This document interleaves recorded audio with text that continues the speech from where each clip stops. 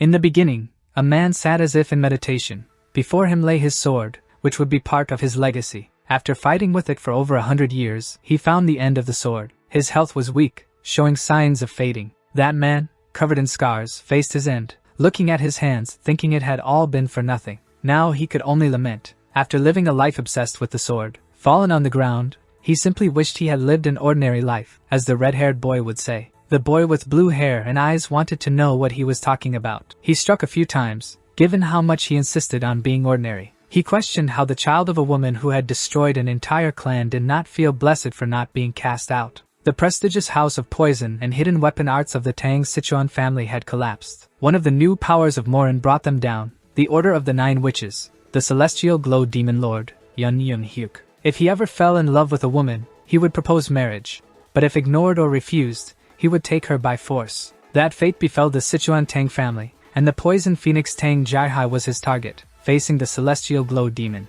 The Tang Sichuan family fought with all their might and emerged victorious. Now that red-haired young man was also facing a difficult path. His opponent, the boy with white hair and blue eyes, was still dealing with kicks. As angry as he was, he still had to hear that if he felt wronged, he should blame his own mother. That was the reality he had to face every day. Just because his mother had attracted the demon lord's attention and ruined the clan, he carried the resentful words of an entire clan on his shoulders. When he arrived home, his mother was worried about why he was so late. She also worried seeing him hurt like that. Running to her son, she asked why his face was like that, what had happened. Trying not to worry her further, he smiled just to reassure her. Even though she noticed he wasn't well, she asked if the children were still being hard on him, but he said he had tripped while playing. She worried that scars might remain on his face. However, he said he would be careful next time. He assured her she could rest easy. Very concerned, she asked if he had eaten, but he wasn't hungry at that moment. He just wanted to rest. He lay down on his bed. He knew it wasn't her fault, and he had no one to talk to either. Shouting or complaining would only make things worse, as that was how his father had met his end. Even if they left the Tang family, who would protect the mother and son? He thought things might be different if his father were still there. Another day, it was the same scene, the boys always attacking him. They pulled his hair and told him not to be so dramatic, as that was only the beginning. All he wanted to know was how long he would have to live like that. The beatings from those boys were frequent. He was tired of it all. The scene repeated day after day. It seemed they were never satisfied with tormenting him. This time, someone suggested they leave it, as they'd had enough fun. Said they had also prepared to play a little, even bringing their needle case. The boys muttered to each other that maybe this was the time. Since they were going to join the upcoming clan leader competition, they wanted to be ready and test their poisons beforehand. They just stood by, watching as they handled those poison needles. The most robust one, who sat on top of Yomian, thought he should be grateful, as the wrong needle could paralyze him. Tang Jianzhou was the name of the boy holding him down so the girl could apply the poison.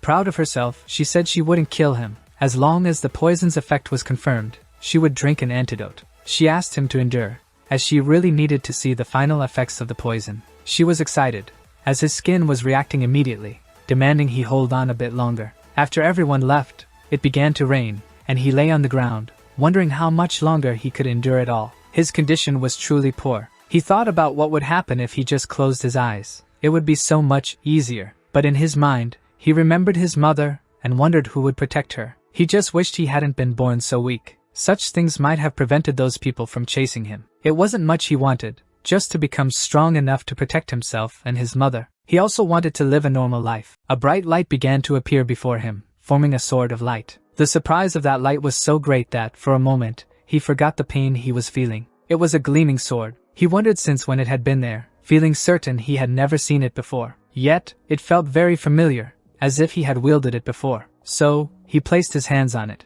It felt as though it belonged to him, as if he had trained with that sword for over 100 years. He had reached the form of the sword, the beginning of the sword, the way of the sword, and even the final sword. And all of that had been to achieve a single thing. For this, how many lines had he drawn? But in the end, it was all very futile. Even having reached the end of the sword, he could not stop the approaching death. Regret consumed him completely. He thought that, if he could live again, he would want to live a normal life. In that life, he also remembered everything. Now he knew he had been a sword master in his past life, and in this life, he was Tang Yomiang. Even with memories of his previous life, from that moment on, he wanted to live a normal life. His mother was once again worried about letting him go out after he had come home quite injured the other day. But he always told her not to worry. Nothing would happen that would make her sad. It was the same cheerful face he wore each morning when he left, and once again, she was concerned. The boys lying in wait thought that Yeomyang might be avoiding them that day. Tang Jianjil had a theory that after getting beaten up by them, he wouldn't show up if he didn't want his mother to see his condition.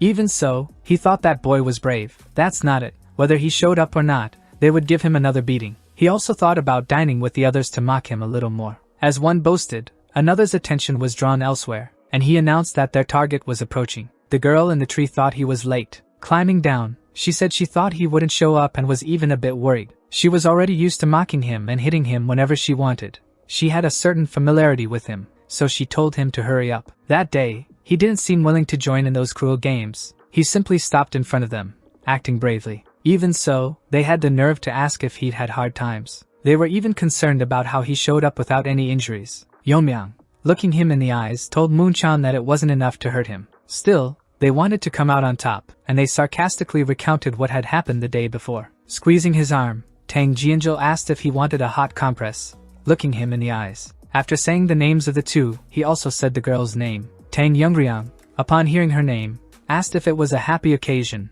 since he was calling everyone by their names. She asked if he was unhappy and wanted to leave this world. She asked if the poison from yesterday hadn't been enough to double the dose that day too. Jianjil asked why he wasn't paying attention to the person in front of him. He grabbed that impulse with his hand and then threw the boys to the ground, causing some astonishment among those who were watching. They were surprised that a weakling had defeated a comrade with a single blow. The girl was certain he was inexperienced in martial arts, and suddenly, that had happened. They asked what they could do, and there were no reasons not to be able to do something. They themselves had said they were participating in a clan leader competition. He asked if they would dare to enter with just that level of skill. Moonchan realized he was entirely different from the previous day. Seeing that things were heading in a bad direction, he asked for calm, saying the other had just been caught by surprise. Moonchan knew he had trained for years for the competition. They wouldn't lose now. He said he would like to see if the same words would come out after facing his skills. His attack was stopped with a single hand. In his gaze, there was no fear or doubt. When he commented that if that was the level of the participants, he managed to capture the young man's attention, only to then break his fist with an intense blow, leaving the warning that he would be more than qualified for the clan leader competition. In the Hall of the Hidden Poison, it was originally the place where the clan leader resided, and where the family's main decisions were made. But the leader's position had been vacant for a long time. Now, it had become the Elder's Council Room. An elder communicated that, at the start of the meeting, he expressed his concern about the reduced participants for the competition. They were debating the final decision regarding the participation of Yeomyang, the son of the Poison Phoenix. However, he had not yet officially announced whether he would participate, but everyone knew he had been openly defeated. He had shown no accomplishments thus far. There should be no objection to excluding him from the competition. One of them questioned, for the young man in question was the son of the former clan leader. He thought that if they excluded him, it could call into question the legitimacy of future competitions. He didn't quite understand what he was trying to say, but wouldn't it be a bigger problem if someone inexperienced in martial arts lowered the standard? So, even if he had the blood of the previous leader, he was now nothing more than a burden to the family. As soon as he finished saying those harsh words, the door opened abruptly, revealing the silhouette of a person. That scene surprised the members of the meeting. The silhouette was of the young Tang Yeomyang. Realizing this, people became even more anxious. The elder asked if he understood what he was doing. However, the young man said he was aware. Everyone in the assembly was left speechless, witnessing the reaction of someone who had been silent for so long. They also saw him dragging an opponent as if they were nothing. He displayed one of the group members who had pursued him for so long, like a trophy. Looking at one of the elders, he said that he had endured a lot in that family all this time. But now he didn't intend to bear anything more, and showed his face with severe bruises as a gift. They were shocked because he had injured one of the participants in the young clan leader competition. They asked if he didn't know it was a crime to harm a competitor. However, he made it clear he was well aware of the family rules, but there was no problem with fighting between competition participants. At that moment, he made his intention to participate clear, just like the others. The elder wanted him to clarify if he was indeed expressing a desire to join the young leader competition. Yet, he asked if just that wasn't enough, he could do more. The elder didn't seem satisfied. Yeomyang stated that if he wanted, he could check the open grounds outside the main hall,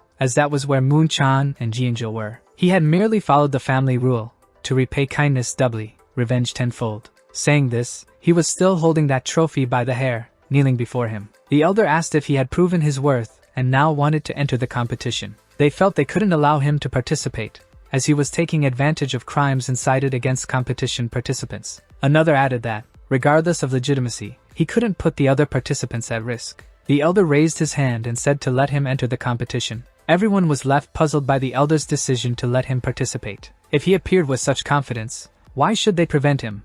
A legitimate and qualified person who was willing. Speaking to the boy, he said he expected that confidence to match his skills. He made it clear that if he did not become the young clan leader, he would pay for what happened that day. Returning home, his mother was quite fearful, thinking it was unwise for him to want to join the young leader competition. However, he informed her it was necessary. She noticed the decisive tone in his voice.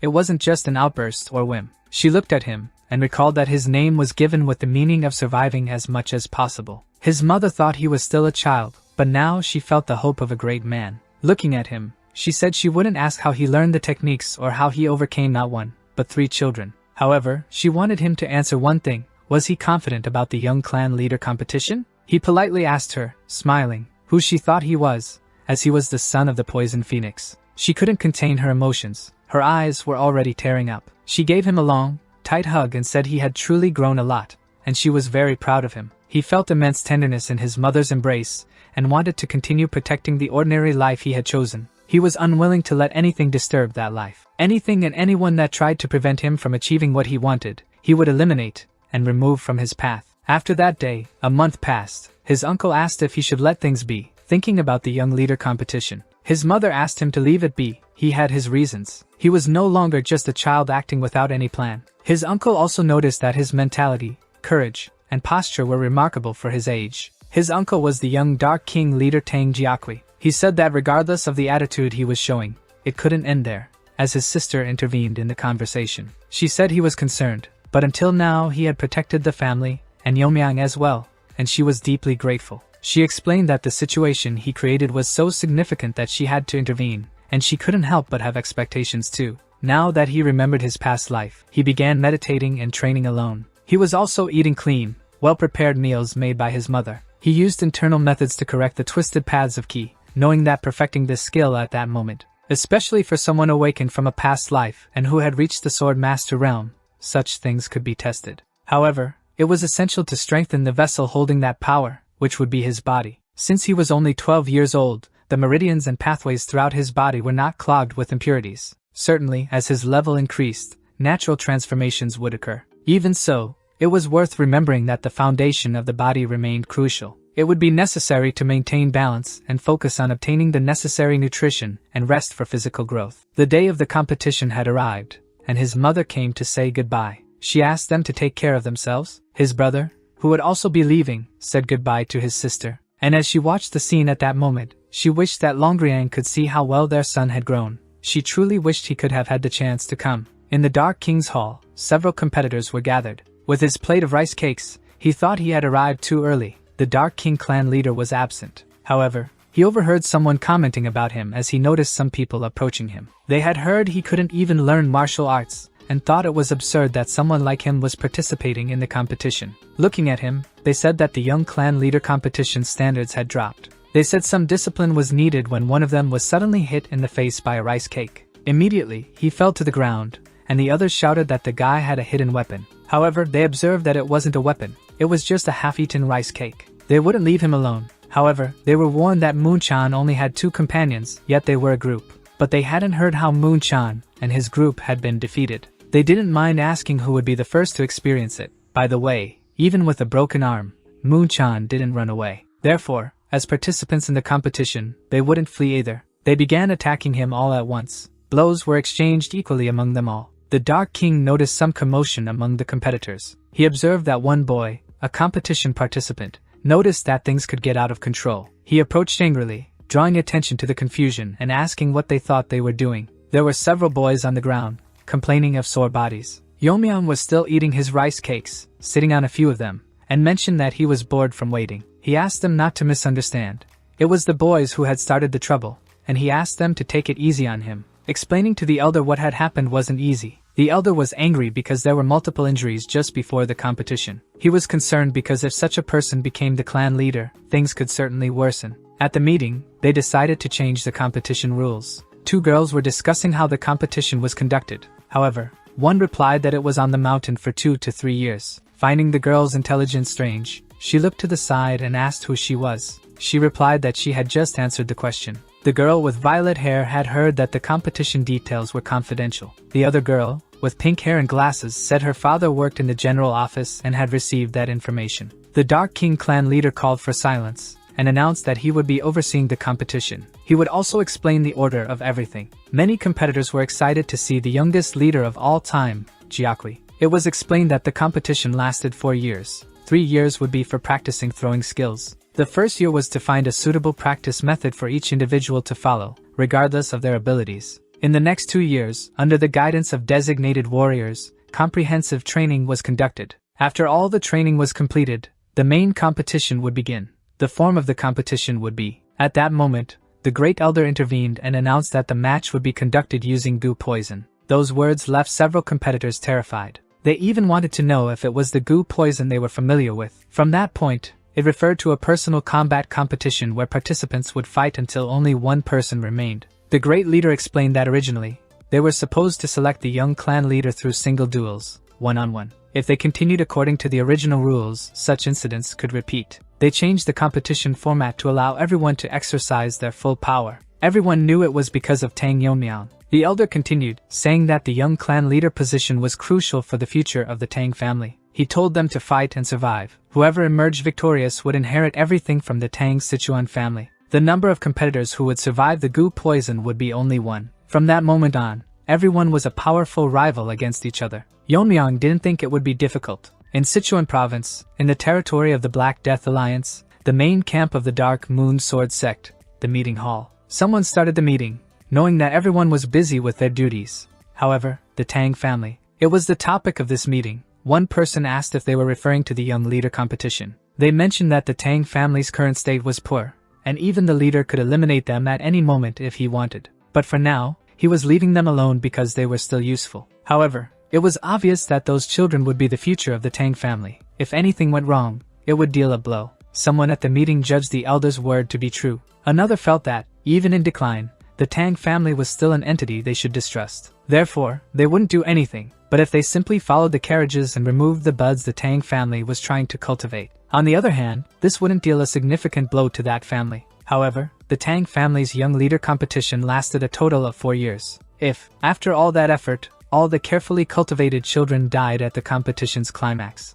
that would indeed be a fatal blow. A woman at the meeting wanted to know if they would do as they did with the Jiggle family, or the Muang Yodong family. The Dark Moon Sword sect leader agreed and said that was all for now. They would only track the carriage's location. It was said that tracking was already in progress, and not only that, but they had also planted a small seed. Perhaps the Tang family would fall completely into their hands. On the local mountain of the Tang clan's young leader competition, everyone followed the leader, except for one who stayed behind, contemplating something. Participants would be called by number instead of names. Each group consisted of 4 people and would be in group 7. Stating their names, the designated numbers were called out. When they reached number 28, they noticed someone was missing. They kept calling for number 28, and looking at the boy, they asked why he was lagging behind. He apologized, saying he was daydreaming. Not satisfied, the guide said they didn't have time to waste thinking about trivial things. In truth, he had stayed behind because he sensed the presence, and was frightened since the person in charge couldn't sense it. He was certain it wasn't a common relative or escort from the Tang family. He was sure they were being followed. When they reached a cliff, they asked the instructor if that was the place. Out of nowhere, the cliff spoke to them and asked for the correct password for group 7. The student from that group shouted that it was the Hidden Poison King. Instantly, the password was confirmed. This also surprised 3 members of the group. Someone said it was a pleasure to meet them, and a man came out, introducing himself as Jiggle Changxin. As the Tang family was once masters in formations, but now fallen due to the Demon Lord's invasion. And without the Tang family's support, their family wouldn't have survived. In return, they would prevent external forces from interfering in the competition. He explained that the Jiggle family would assist through formations. Some were surprised, as the formation technique could determine station or space. The violet-haired girl was concerned, noticing that young Tang Yonmiang seemed odd. He wasn't focusing on anything, as he had last time. She remembered he was also like that in the carriage. She recalled being told they'd be together for 3 years. His face showed no interest in any of them. When he was asked to introduce himself, he didn't even say his name.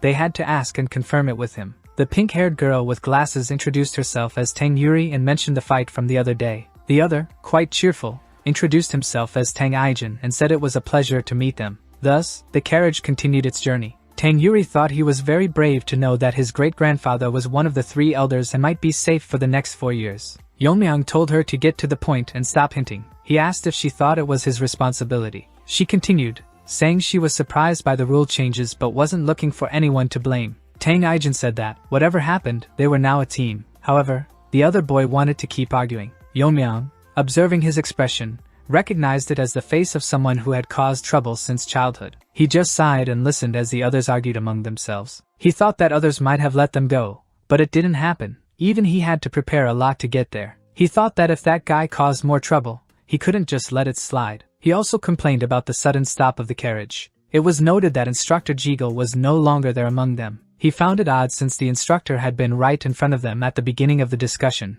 and then suddenly disappeared. Tang Mirio thought that if they got lost in the formation, they might be stuck there. He was also worried about what they should do to get out. Yeonmyeong was certain that if they stayed there, no one would come to rescue them. They didn't understand why he was so calm. They should be panicking inside the phantom capsule formation. Jiggle knew that without launchers, there would be no escape, thinking the Tang family elders were so stingy. The elder had told him that if he eliminated number 28, the support for the general family would double. Hence, they couldn't ignore such a good offer. If the competition were unfair, it would only harm the Tang Sichuan family. The Jiggle family had only to gain. He was startled by a strange noise coming from the formation. It was a crack that opened like a curtain. Chang Xin was extremely frightened to see his formation broken. Yeonmyeong called out to the instructor and asked what would happen if he left them behind. He said their steps didn't match because they were still inexperienced, so please be more careful. However, he looked at that boy with suspicion, knowing there was no flaw in the formation. The rest of the group gathered around him, asking how he managed to cut through the formation. Mirio said it wasn't the right time to worry about that sort of thing. They were lucky to have found Instructor Jiggle, so they should carefully follow him and avoid causing more trouble. However, he had disappeared again. But by now, they understood what he was doing. Jiggle had to flee within his own formation because that boy was the type who couldn't be fooled by simple tricks. He was surprised that a 12-year-old could demonstrate such a strong spirit. Seeing a light, he thought he had found the exit leading to the training fields, moving quickly to leave them behind. Now he was in another place, on the ground, feeling calm because he thought he had left them all behind. He was confident that no method he used could bring them there. Hearing his name spoken by a supervisor, he realized nothing good could come of this. However, the official supervisor of Group 7, Tang Wonjin, seeing him on the ground, asked if he was okay. He quickly asked about the participants of Group 7 and where they were, and what had happened to them. Jiggle thought he should remain calm, as he was prepared for that type of questioning. He said it seemed that Group 7 wouldn't participate in the competition. He had waited a long time, but they hadn't shown up. He thought they might have been attacked by bandits or wild animals. He explained that, unfortunately, accidents happen without warning. It looked like they would have to proceed without the group. He had barely finished saying those words when he noticed his formation breaking again. This also caught the supervisor's attention. Jiggle could barely look back. He couldn't believe what might happen. Running and feigning surprise, he told the supervisor to let him check first what was happening. His formation was breaking, and he hadn't had time to escape. How could the supreme formation of the Jiggle family, the 7-locked Ghost Dome formation, be broken so easily? Yeonmyeong had only a short blade when he broke that formation. Now, Jiggle would have to provide serious explanations to the team's supervisor. Yeonmyeong, with a strange smile and an unusual voice, greeted him, saying he had been busy. The group members were impressed by his skill. It was incredible. He had broken the formation with a short sword. How was that possible? He explained that he hadn't broken the formation, just created a breach. The supervisor asked if they were Group 7 participants. They confirmed and asked who he was, noting the Tang family crest on his hood. The supervisor said he had been worried they might have been attacked, as Instructor Jiggle had suggested. Looking at the one responsible for their absence, he said it seemed they were lost, but thanks to their marking the formation's entrance, they managed to find them easily. He didn't want to report him immediately, as he knew Jiggle was under the orders of the Tang family. For now, he would let it pass since it was only a suspicion. But after the competition, if it was revealed that Jiggle had collaborated with the elders, he would completely eradicate the Jiggle clan. Jiggle apologized for showing such an error, and said he would check the broken formation. The supervisor mentioned there had been a misunderstanding, but they were fine, and he welcomed them, apologizing for the failure in Group 7's training. He introduced himself, saying it was a pleasure to meet them. He was Tang Wonjin, a member of the Bangui Brigade, responsible for their training during the competition period. Tang Mirio was concerned, as he had heard that brigade had disappeared years ago. However, the Bangui Brigade was as powerful as a great leader, one of the most formidable elite forces of the Tang family. Mirio knew that the previous clan leader was Yeomyang's mother,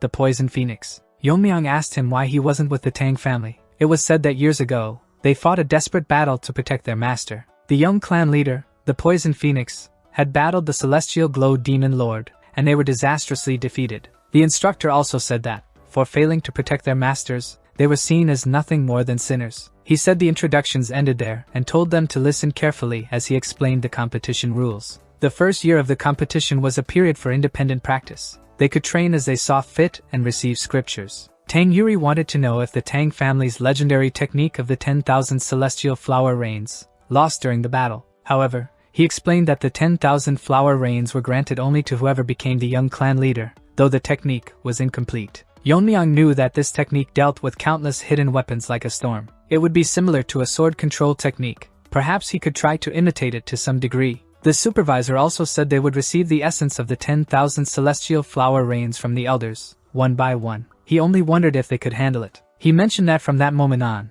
they would exclusively focus on training, either together or individually. Tang Yuri had more questions and wanted to know where they would be staying and where they could sleep. He replied that it would be in the forest unless she thought they would be training while studying from comfortable beds. He said comfort wouldn't make them stronger at their current level. Adapting to extreme environments was the priority. They were told to start practicing based on their own judgments. Yeomyang commented that it was fine to sleep in a comfortable bed, but he thought it was unnecessary to adapt to the forest environment. The supervisor wasn't too pleased with what he said, but if that child was the one who broke the barrier, he could test his skills. His teammates didn't appreciate what he had done. They thought they might get into trouble because of it. The supervisor said it was fine. If he passed the test, he could stay in the mansion within the formation. However, if he failed, he'd better be prepared, and he said this only to participant 28. The team members would surround him with spears and hidden weapons. He just had to block or dodge them within 5 steps. They would only start once his eyes were covered. After that, they spread out over almost the entire territory,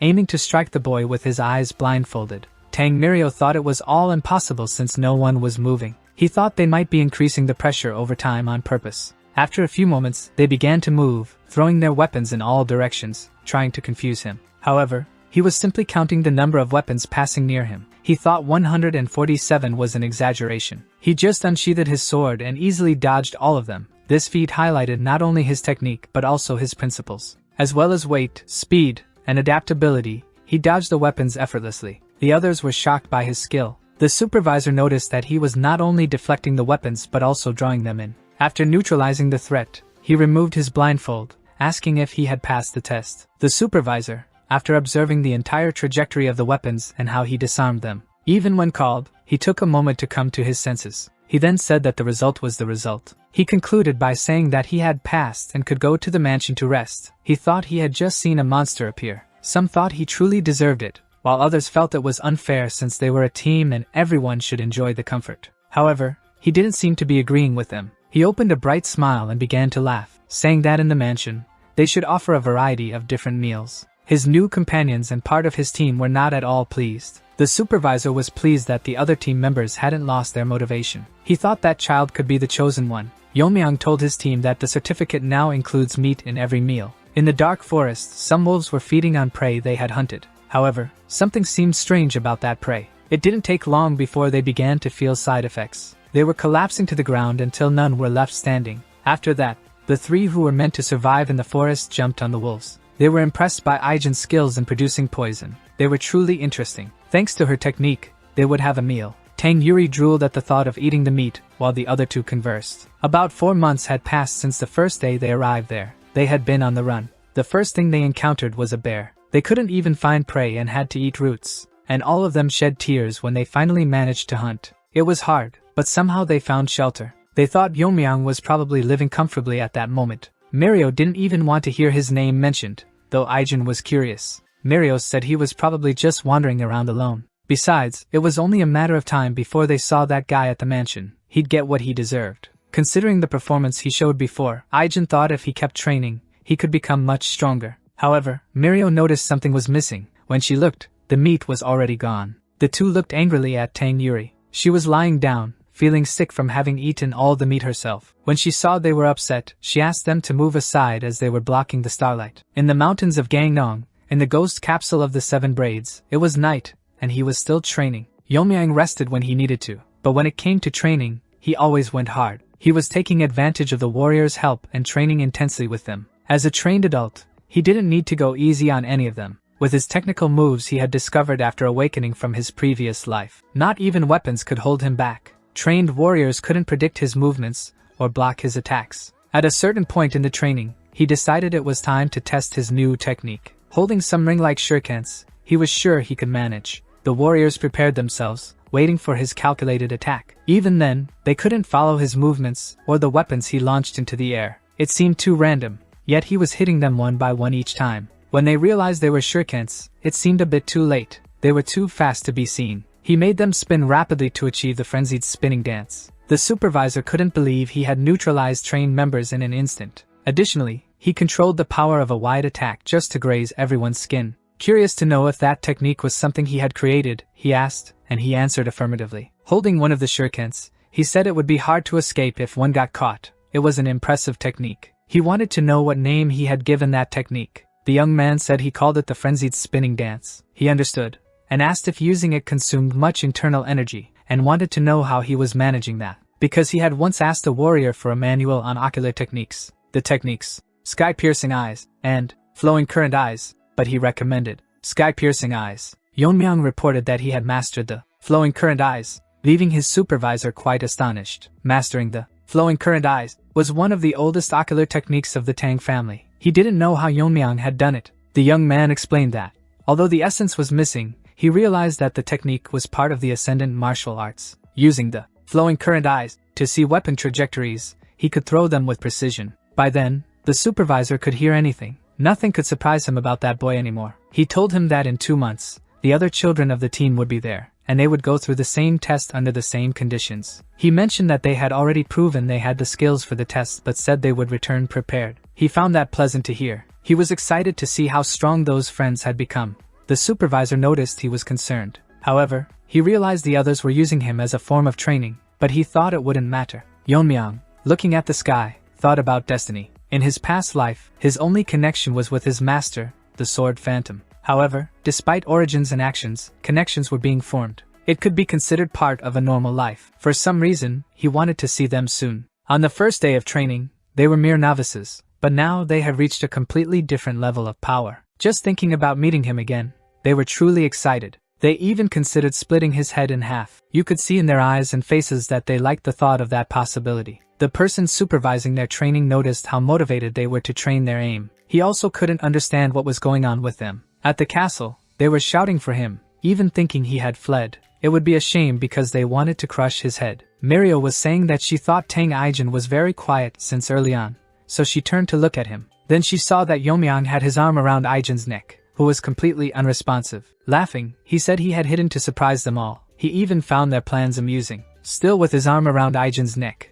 as if they were embracing, he wanted them to repeat themselves, as he found it quite cute. He asked what the rest of the group was doing, as they were just standing there, looking at him. Since they had been talking about crushing his head and showing the results of half a year of training, he was curious. He also asked if he should attack first. They said no need, as it was just a joke. They wondered how they hadn't seen him, nor noticed his presence. Living in the forest sharpened their senses, but not enough. Now he was hugging Aijin and Yuri, while Mirio thought about the difference between them, and what he had done during that time. Moreover, he had gotten taller, and his face. But suddenly she came to her senses and blushed a little. She thought it was just because she had been around animals. Yeonmyang told her not to be too discouraged. Even from her perspective, she had become incomparably stronger. She couldn't see it only because it seemed less interesting, but he was around. They all agreed that some things never changed. A meeting was taking place, and if it was indeed Jianggu, they said it had been 6 months, yet it was hard to see his face. However,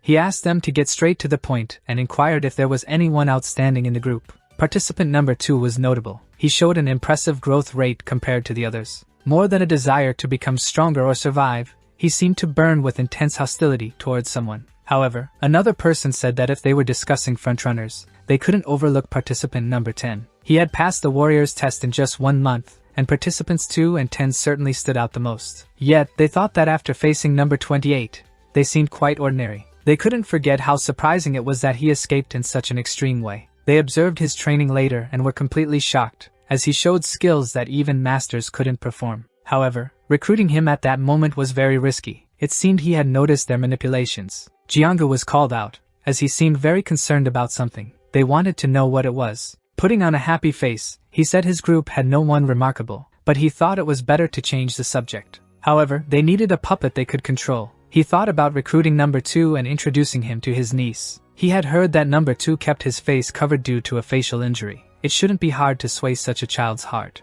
If they helped him win the competition and become the clan's young leader, and then involved him with his niece, Jiga would officially become the Tang family's external family. This would grant authority to intervene in their affairs. It would increase the Tang family's influence and secure their interests. Eventually, they would merge the family. That's why they supported the Tang family competition. They thought they had concluded the meeting appropriately, so they could end it there. They noted that 28 was too valuable to lose. If he survived the competition, they would try to steer him toward revenge, adopting him as a son and offering him the position of Jigal clan leader. Meanwhile, they kept training, and their accuracy was getting better. Tang Mirio thought that, by living in the mansion, they had intensified their training. Although it had doubled, nothing compared to the comfort of a good night's sleep. Aijin and Yomyang had gone to the lab. It was also said that Aijin had gone against his will. When Mirio heard he was swearing revenge, she found it admirable, as he was the best at making poison. In the lab, he boasted that he had poured his whole soul into making that poison. He also said it couldn't be ignored and found it strange when Yomyang took the bowl of poison in his hands and started drinking it all in one gulp. He wondered if he was crazy for drinking such a large dose of poison. Someone was shaking him,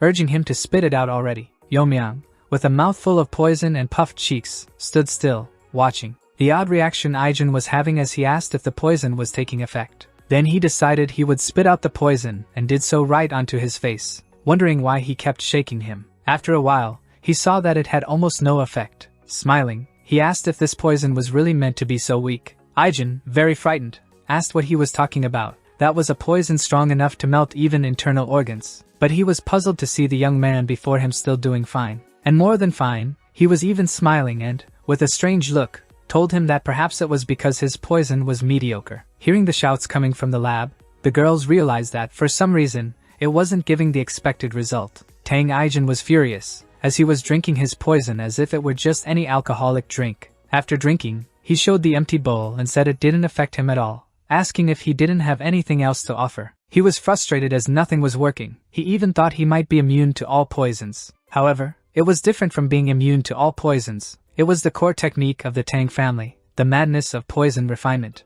It would be strange if someone who worked with poisons could be poisoned. They were known as masters of poison. As expected, the poisons that entered his body were transformed into internal energy and accumulated within him. Thus, it was a state that could only be reached through deep realization. The same didn't apply to weak poisons, as they hardly increased internal energy. He always needed stronger poisons. There would be many things to resolve before living a normal life, as he desired, and he could eliminate the elders if he wanted. If the Black Death Alliance or the Celestial Radiance Demon Lord invaded, he couldn't guarantee the outcome. However, he held no grudge against the Black Death Alliance, but since they divided Sichuan, they couldn't be ignored. The leader of the Black Death Alliance was known as a genius of the era, having destroyed 3 of the 9 factions. If he were what he once was, he could face him easily, but he wasn't at that level yet. He knew that to live as a human. He thought that if Aijin could make a poison several times stronger than the one he just took. He even set aside his thoughts when he heard him say he could make the 10 poisons of the Tang family, and got curious. Angry, he said that despite claiming to be the blood of the clan's former leader, he actually knew nothing about the 10 poisons. From the first poison to the 10th, and the 10th was so potent that even transcendent level masters were affected. They were managed and divided among the elders, as even transcendent level masters couldn't handle them. Smiling and putting his hand on his chin, he thought that was a poison worthy of desire. He asked his colleague if he really didn't know how to make the 10th poison. But he replied, how could anyone make the 10th poison? Yomyang said it was a shame, as the poisons offered to him didn't even give a feeling of fullness. Upset, he told him that, in any case, there was such a dangerous poison that its use was generally forbidden. Elsewhere, Youngryang was being held by the neck by a young man. He questioned her, asking what she had done to him. After that, he started coughing heavily. Apparently, he was under the effect of something very strong, considering she was very skilled with poisons. She looked at him with a superior air and told him to repeat what was wrong with her face. At that moment, his side effects worsened dramatically. It seemed like he was burning from the inside out, giving the impression that he could explode at any moment. It didn't take long, and the effects of the poison applied to him started to show as he began to disintegrate. As the effects took hold, his body fell to the ground, turning to ash and breaking into several pieces. She was very pleased, as the poison given by her grandfather was very potent. It was one of the 10 poisons. Placing her hand on her disfigured side of her face, she simply smiled with a sinister look. She remembered the pain she felt that day. It was unforgettable, and that anger and pain would remain suppressed. And she would make sure to torment Yeomyang a lot in this poison game. Time passed quickly, but another half-year had gone by, making it a full year since he started training. He had already refined his martial arts and condensed his weaknesses, but the true challenge would begin now. They would have to choose a team leader. That news left the girls on the team surprised. The supervisor announced that yes, it was now time to appoint a temporary leader. Until the 3rd year, they would elect a team leader, and each team's leader would represent them in a life-or-death match. Among the participants, the most outstanding would become the leader. However, not all participants would go to the poison match. The girls knew that, based on achievements, obviously. The chosen one would be number 28, Tang Yeomyang, and they promptly appointed him as the leader of Team 7. Tang Jiahai said that he wouldn't just be a leader in practice but also one of the main candidates. The supervisor reminded them that, for now, he would only be a temporary team leader, so no one objected. He asked if number 28 understood and requested that he step forward. Opening a box, he showed something and wanted him to take it. He explained that it was the Tang family elixir, called the Celestial Heart Pill. The Celestial Heart Pill was an elixir made from the root of a 100-year-old ginseng. It would significantly boost internal energy. All 3 others on the team questioned why they would give such a precious thing to Yeomyang. The supervisor clarified that it was a privilege granted to the person who would become the temporary team leader in the Tang clan. However, the supervisor had high expectations, especially for Tang Yeomyang. Yet, the boy wanted to know if there was anything more than that pill, and since there wasn't, he didn't want the pill. He didn't need an elixir, he wanted something else. The supervisor thought it was unlikely anyone would refuse an elixir unless it didn't increase their energy. His quick response was to ask for a potent poison, the strongest among them. He wanted the 10 poisons of the Tang family. Some time later, he returned, and the group members wanted to know where the elixir was. There were only weapons there. He explained that he had wanted the 10 poisons of the Tang family, but since he couldn't get them, he took those weapons instead. Tang Mirio quickly charged at him to punch him in the face. She thought he should have brought the elixir, but there was controversy. Some thought they should respect his decision. Aijin said with satisfaction that the elders would be very pleased they hadn't used the Celestial Heart Pill. Yeomyang had something to say, that he hadn't returned it. Hours earlier, in the weapon storage, the supervisor was handing him what he had requested and asked if that was enough. He mentioned that he was indeed disappointed it wasn't the potent poison he had asked for, but if it was the only thing he could get, he'd have to accept it. The supervisor was saddened by not obtaining the poison, as everyone else preferred the elixir. He said he had a question to ask and asked the supervisor what he planned to do with the pill. He explained that it should be returned to the Hall of the Medicine King, and asked if he had changed his mind. However, that wasn't the case. He had simply thought of an interesting idea. Possibly if the team members joined forces to defeat the temporary team leader. Since they had agreed to elect him as leader, they should be rewarded with the Celestial Heart Pill. The supervisor thought it was a good idea. It should be enough as a good incentive, like an investment in the future of the Tang clan. He told them they were free to challenge him at any time. The deadline was before the start of the Gu poison match. As soon as he finished speaking, the girls were the first to want to challenge him. However, he wasn't willing to make it easy for them. He thought that when he became the clan's young leader, everyone would receive a pill. He was constantly called for challenges, and they kept challenging him through various seasons, and a lot of time passed. Tang Aijin kept being defeated every time he asked for a confrontation. Even when losing, he always sought training to improve. Yeomyang asked if he knew how many times he had already lost, and said it was probably 173 times. Mirio thought he never got tired. There wasn't even a disruption in his breathing. Tang Yuri had already given up. However, currently, regardless of the competition, she only went to see Yeomyang's face. Her teammate agreed,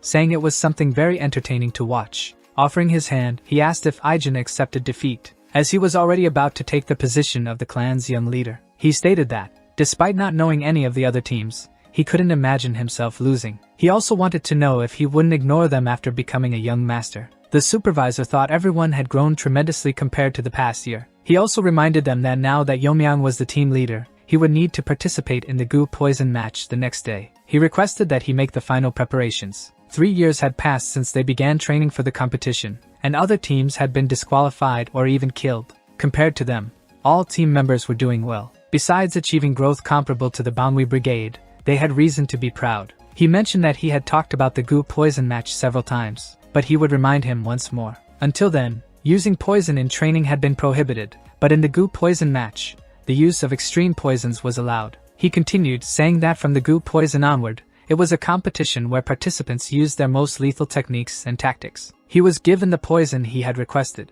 Aijin mentioned that anyone else would be killed with just one drop and asked him to remember that a single drop could be deadly. He was very concerned, but he asked him to promise he would win, and he kept jokingly trying to land a punch on his face, until Yeomyeong grabbed his hand and pressed his face against it. With a slight bruise on his nose, he said he promised. He also said the only ones who could hurt him until the end of the competition were them. Under the gaze of the three, he left through a connection to the competition site created for him to pass. Elsewhere, someone was very pleased because the day of the competition had arrived. Youngryong held the poison vial and said that her luck with the 10 poisons she would prepare was now a new ally. She remembered when a formation was created just so someone from the Jeagle clan could speak with her, and she wanted to know how they could help. She said she was aware that the goo poison match arena was created with their family's formation, and they could manipulate the formation to move it to an advantageous position. Since she wasn't naive, she knew it would come at a cost and asked what the reason was, what they would want in return. Jeagle replied that, frankly,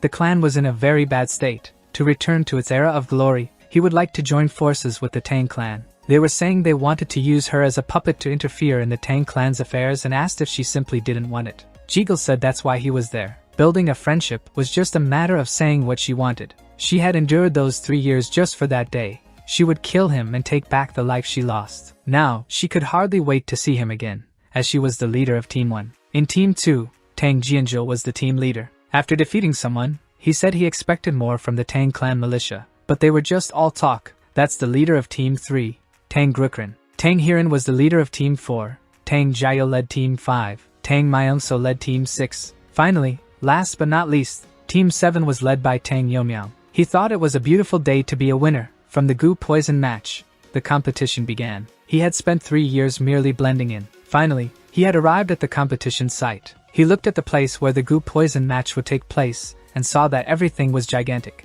Unaware that he was being spied on by Jeagle, he thought it would take a while to find someone. Jeagle was already expecting his team to be chosen. He looked at him, but knew his potential was being wasted. But the clan had already made a choice, and he had to accept that he would have to eliminate him as soon as possible to prevent him from becoming a variable. Unexpectedly, he looked in Jeagle's direction, who felt that their gazes had met, but thought it was impossible that he had spotted him through so many layers of formation. After that, he only heard the sound of the blade, and that formation was broken with just Yeomyeong's short blade. He felt an unsettling gaze and wondered if it could be the Jeagle clan. He remembered what the supervisor had said, in the goo poison match, no one but the participants should interfere. However, he had heard that clan had been meddling since the beginning of the competition. He thought they might interfere even in the competition, though he didn't know what they were planning. They could try if they wanted. He could interrogate them after the poison match ended. Elsewhere, someone was trembling with heavy breathing. They couldn't believe that even hidden through several layers of formation,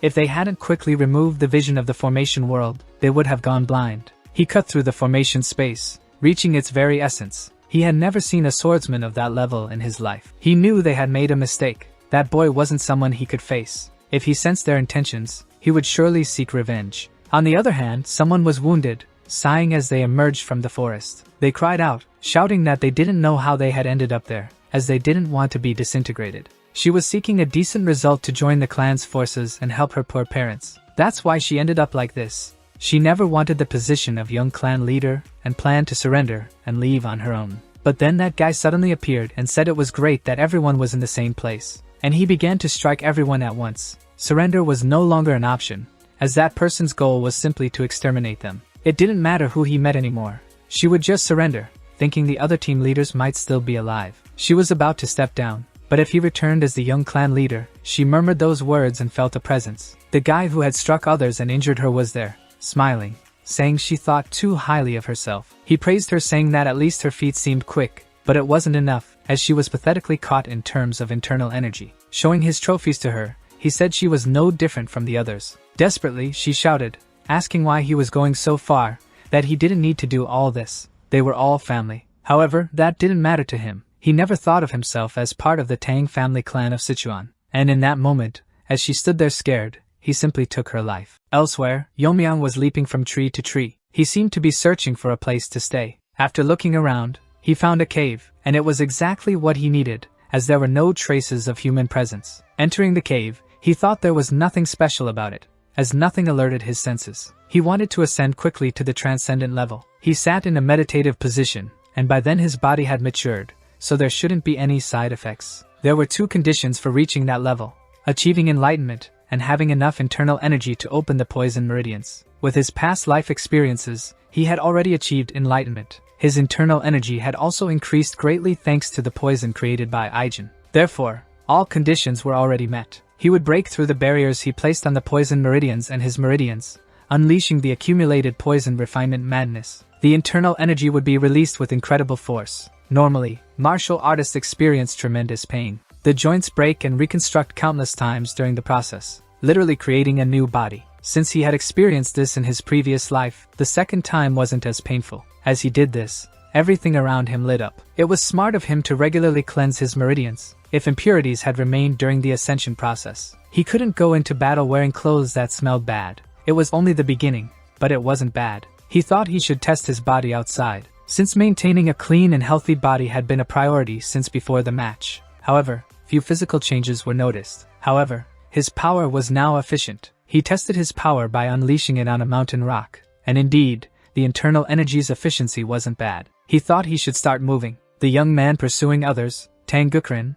was standing on a tree trunk and questioned the person below. That was another person who was also being hunted. He asked why, after training so much, he was still so weak. Why, out of all the people he could encounter in the match, did it have to be that guy? An orphan raised as the Grand Elder's grandson? The Grand Elder Tang Gukrin's favorite student, and as the rumors said, he was incredibly strong. He failed when he thought he had a chance if he attacked first but couldn't even touch his collar, and ended up like this. Looking at the guy, he knew it was the end. A thought invaded his mind, but he didn't know why he was hunting that guy at that moment. Tang Yomyang in fact thought that if he didn't encounter him, his mind would feel relieved. Tang Gukrin, seeing his opponent smiling, asked why he was smiling in that situation and if he had any hidden tricks. He replied that there was no way. He was just thinking of someone scarier than him. Those words sounded like insults. He said he should become even scarier and asked if he wanted him to share something. I'm actually here as a spy for the Black Death Alliance. The young man on the ground, with several injuries, couldn't believe he was saying something of that magnitude to him. Since he now knew his identity, he couldn't let him live. He said he already wanted to die anyway, so he would tell him his name. He said he was from the clan of the Great Silent Black Sword.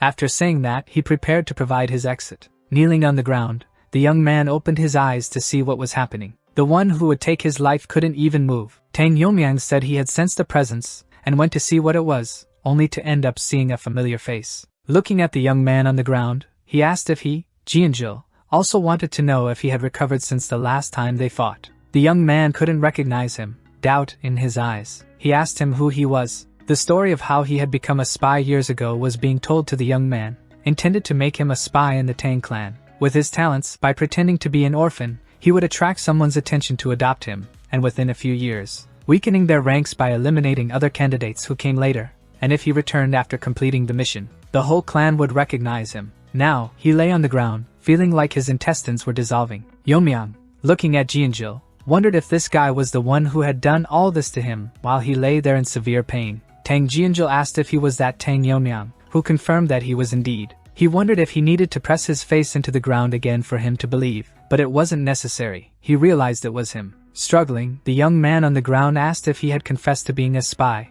and it was affirmed that he had. He was from the Black Sword sect, and upon hearing that, he began to think about the presence he had sensed. He would capture him first, making a hand signal and managing to remove the needle he had thrown at him from the beginning. Jianzhou was startled, seeing that now he was even using a poison needle. He also wanted to know what kind of poison would cause a reaction like that from such a small needle. His question was ignored, and he asked if he had seen other participants. He said yes, but he asked if he should detoxify the young man first. Detoxifying wasn't the goal. He didn't want the information. After all, if he was from a dark clan like the Black Death Alliance, his intentions were clear, so there was no need. Just from hearing him, it was noticeable he had changed a lot. Tang Jianzhou was worried about the conflict he had, but it seemed he no longer cared. However, if that were the case, as he spoke, the young man lying on the ground showed some reaction, trying to get up. Tang Jianzhou bowed respectfully and apologized, deeply regretting that time. Yomyang simply told him to forget about it. He didn't care about the past.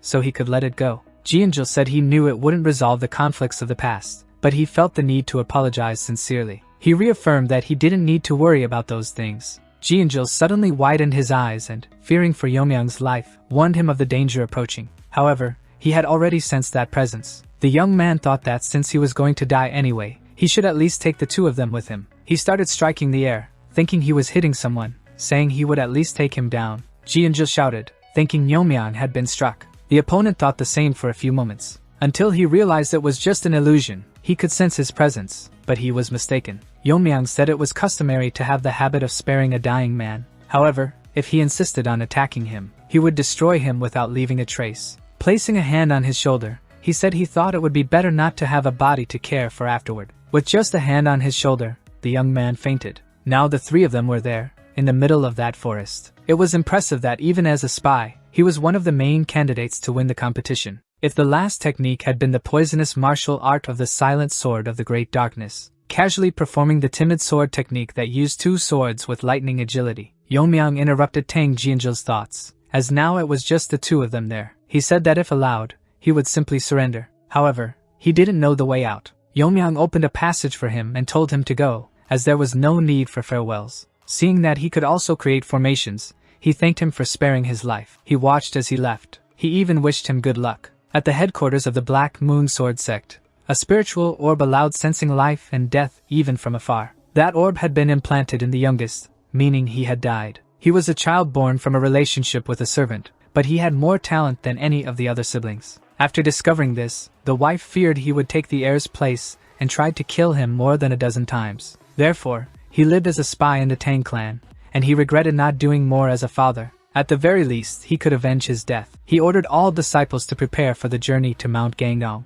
The long-awaited time to crush the Tang clan was approaching. He asked to contact the other sects. From that day on, no one with the Tang surname would return alive from Mount Gangnam. The key was strange.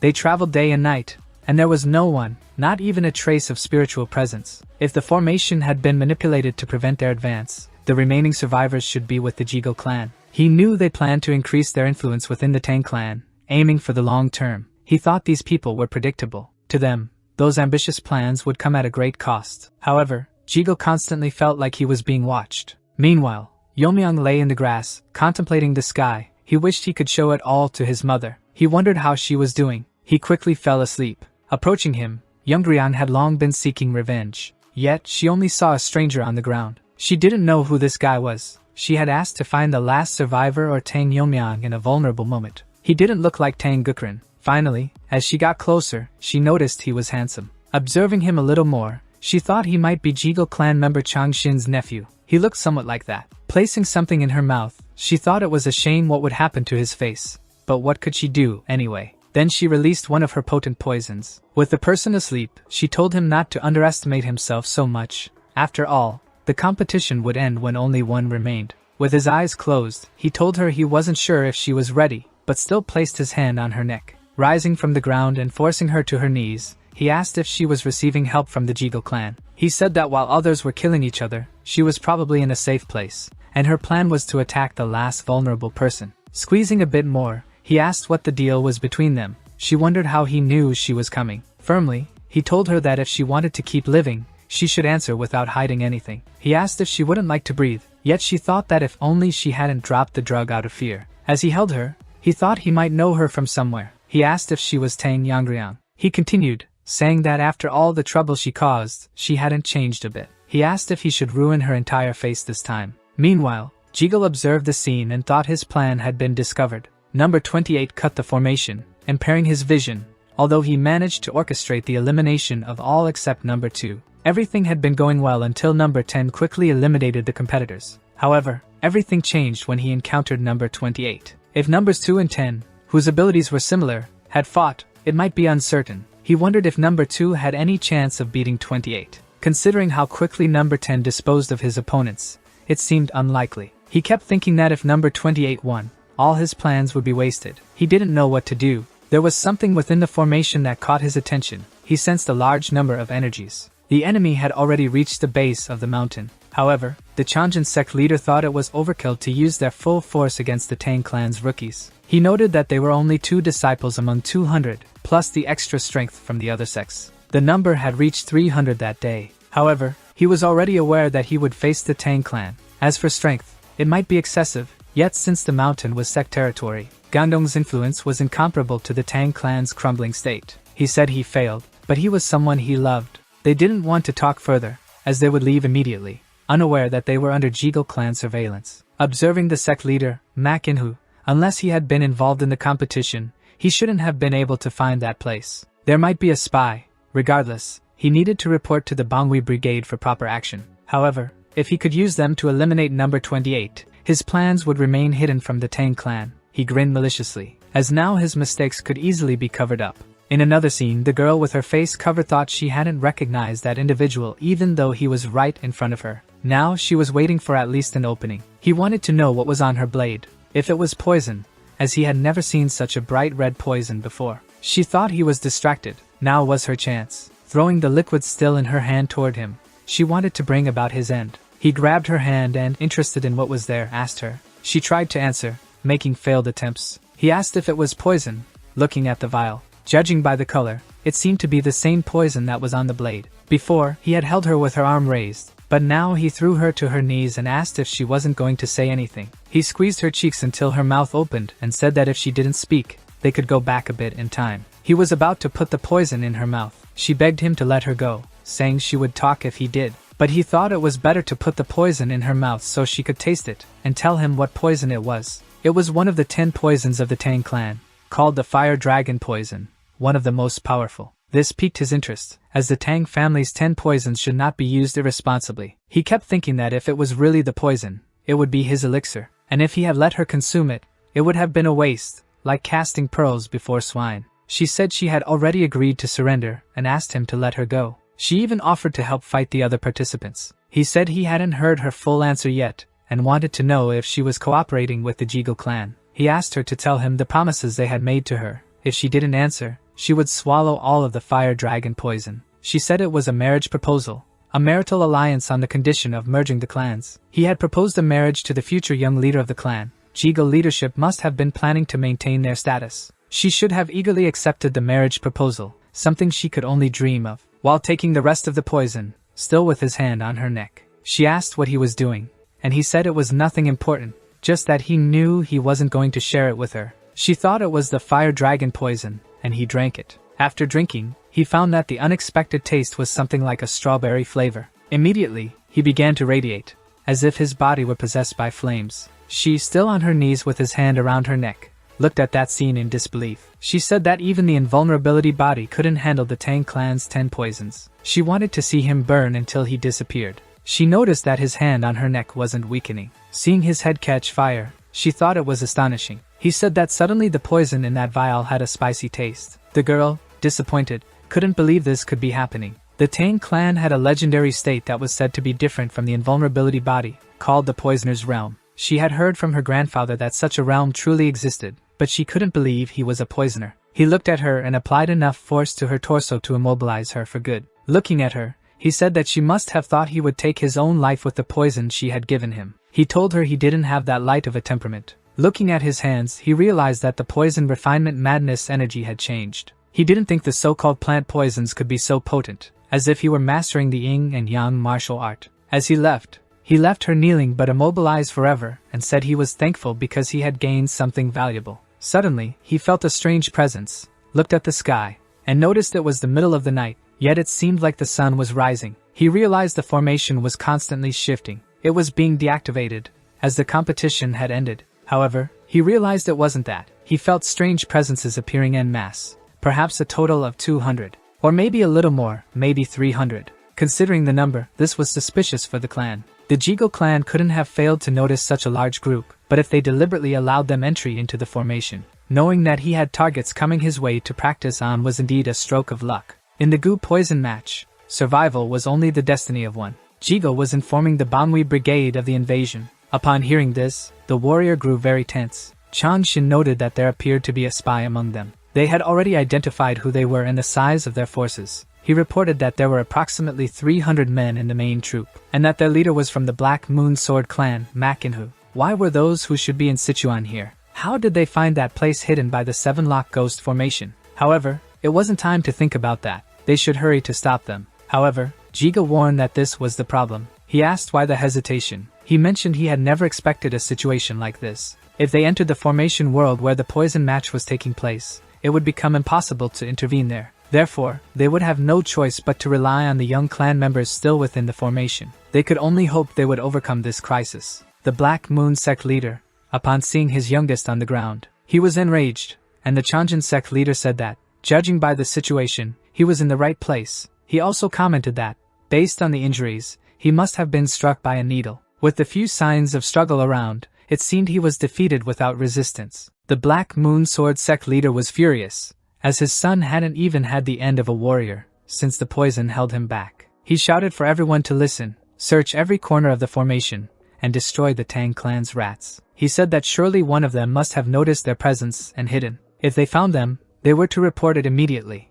Among all the people there, none bore the Tang surname. The leader was not perturbed that day. He replied that, yes, unusually, he was displaying his intent to harm. They commented among themselves that the body they had seen earlier could have been the spy they had implanted there, and the only external wounds on that body were needle marks on the neck. They thought that was why the Tang clan was so feared. Regardless of an individual's martial prowess, they aimed for their very life. The master advised the soldier to be cautious of hidden weapons, but he was quickly struck by some. They were under attack. Seeing the disciple fall, he realized it was a poison needle. They shouted it was an ambush, and everyone was to ready their swords. However, they couldn't spot where the attacks were coming from and ordered the assailant not to hide like a coward. The disciples were told not to let their guard down, but it wasn't much help. They were under a shower of needles, with no way to avoid them. Poison needle rains struck the group, leaving no one behind. Yeonmyeong was satisfied, as he used the single palm poison technique. It was amazing how lethal it was. At least it worked well against mere infantry soldiers. Moving his hand, he removed all the needles. He was also impressed with the flow technique, as it didn't require much internal energy to disperse the poison needles.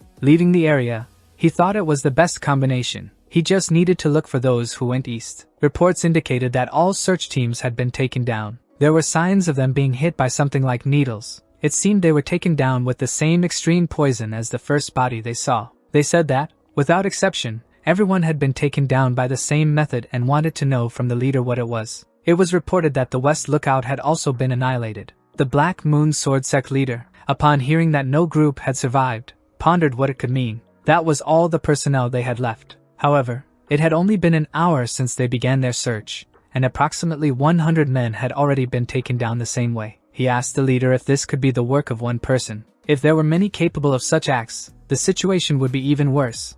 It seemed like a master from the Tang clan was facing them. He thought that in this way, they were the ones being hunted. He called Zhang Bangjiu and handed over command to him. He said that as someone using spectral throwing techniques, he would also prepare personally for an ambush. He couldn't lose more disciples and was counting on him. He noticed there was no presence. Everything was eerily silent. He was upset because they were the only ones suffering losses with no gains. It might be better to withdraw and retreat before the damage increased. He said he would leave that place within an hour at most. A while after saying those words, he heard someone questioning him. Looking around, he saw him on a tree branch. Contrary to what he was thinking, he wasn't going to let any of them leave. Gripped by fear, as he couldn't understand why his senses hadn't detected his presence. Thus, he ordered all his soldiers to dodge as quickly as possible, trying to avoid as many casualties as possible. All of a sudden, they were all struck down, and the losses were now enormous. Only the leader remained, and Yeonmyeong questioned him about his position. Although Jung Yeon-sung, the Changjin sect leader, was on high alert,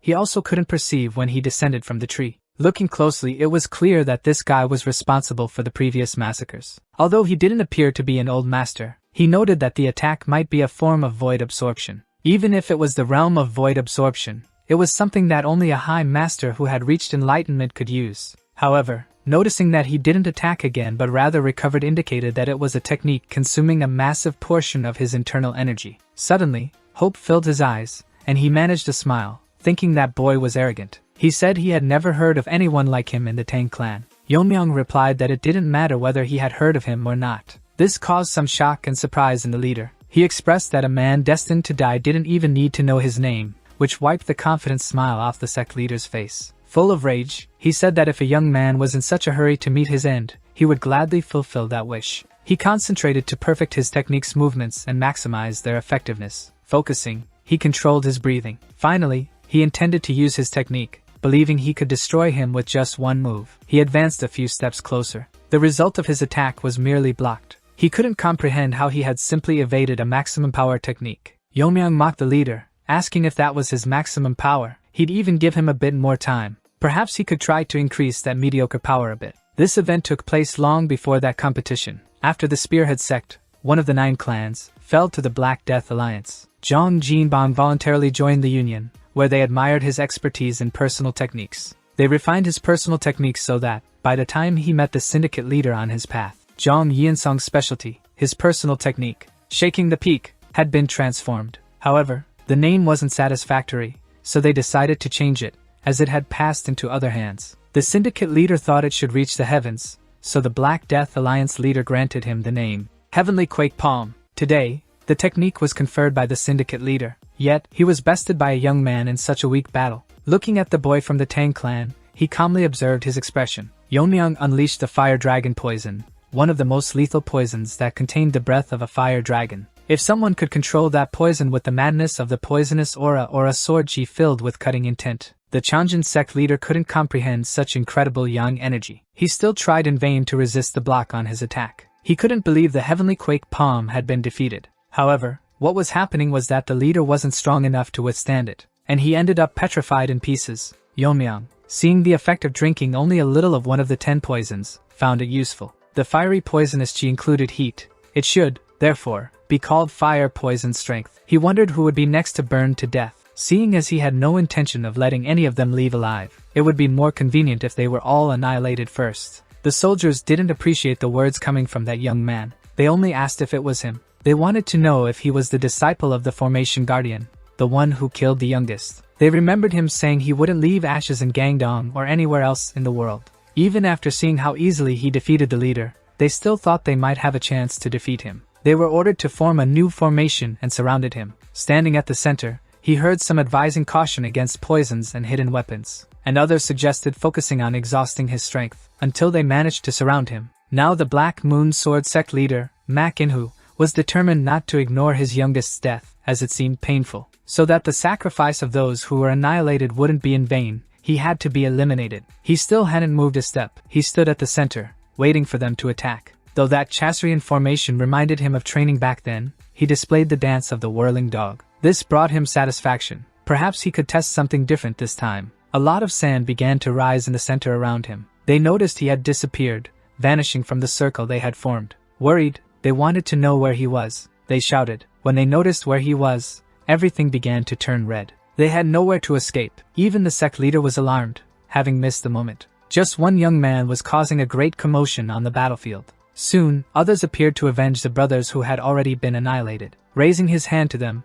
he asked if he could borrow their swords. Upon saying this, the swords were destroyed, as if turning to dust. By then, they were already comparing him to a monster. How could he destroy the swords without even touching them? He managed to turn the sword fragments into small broken blades as weapons, controlling the resulting force to spin within each specific area through sheer intent. He used a rotational movement. Everything moved around him, and nothing could hit him. This was certainly the pinnacle of the Tang clan's hidden weapon techniques. Even as he walked, he wasn't attacked. It was the rain of 10,000 heavenly blossoms. Many thought it would be impossible for someone so young to perform the rain of 10,000 heavenly blossoms, let alone match the grandeur of what was called the peak of the rain of 10,000 heavenly blossoms. But it was incomparable against lesser enemies, so he decided to call that technique the Iron Shard Barrage. Yeomyang was curious now. After using men to wear him out, wasn't it his turn to attack? Those words greatly irritated the Black Moon Sword sect leader. He told him that was reckless arrogance, and that he would see how long that spirit lasted, because there was no need to be intimidated, regardless of his achievements with the Taiwa Twin Sword technique. And the Silent Sword technique, known by the syndicate leader, he thought he could grind him to dust. Yeomyang grew bored.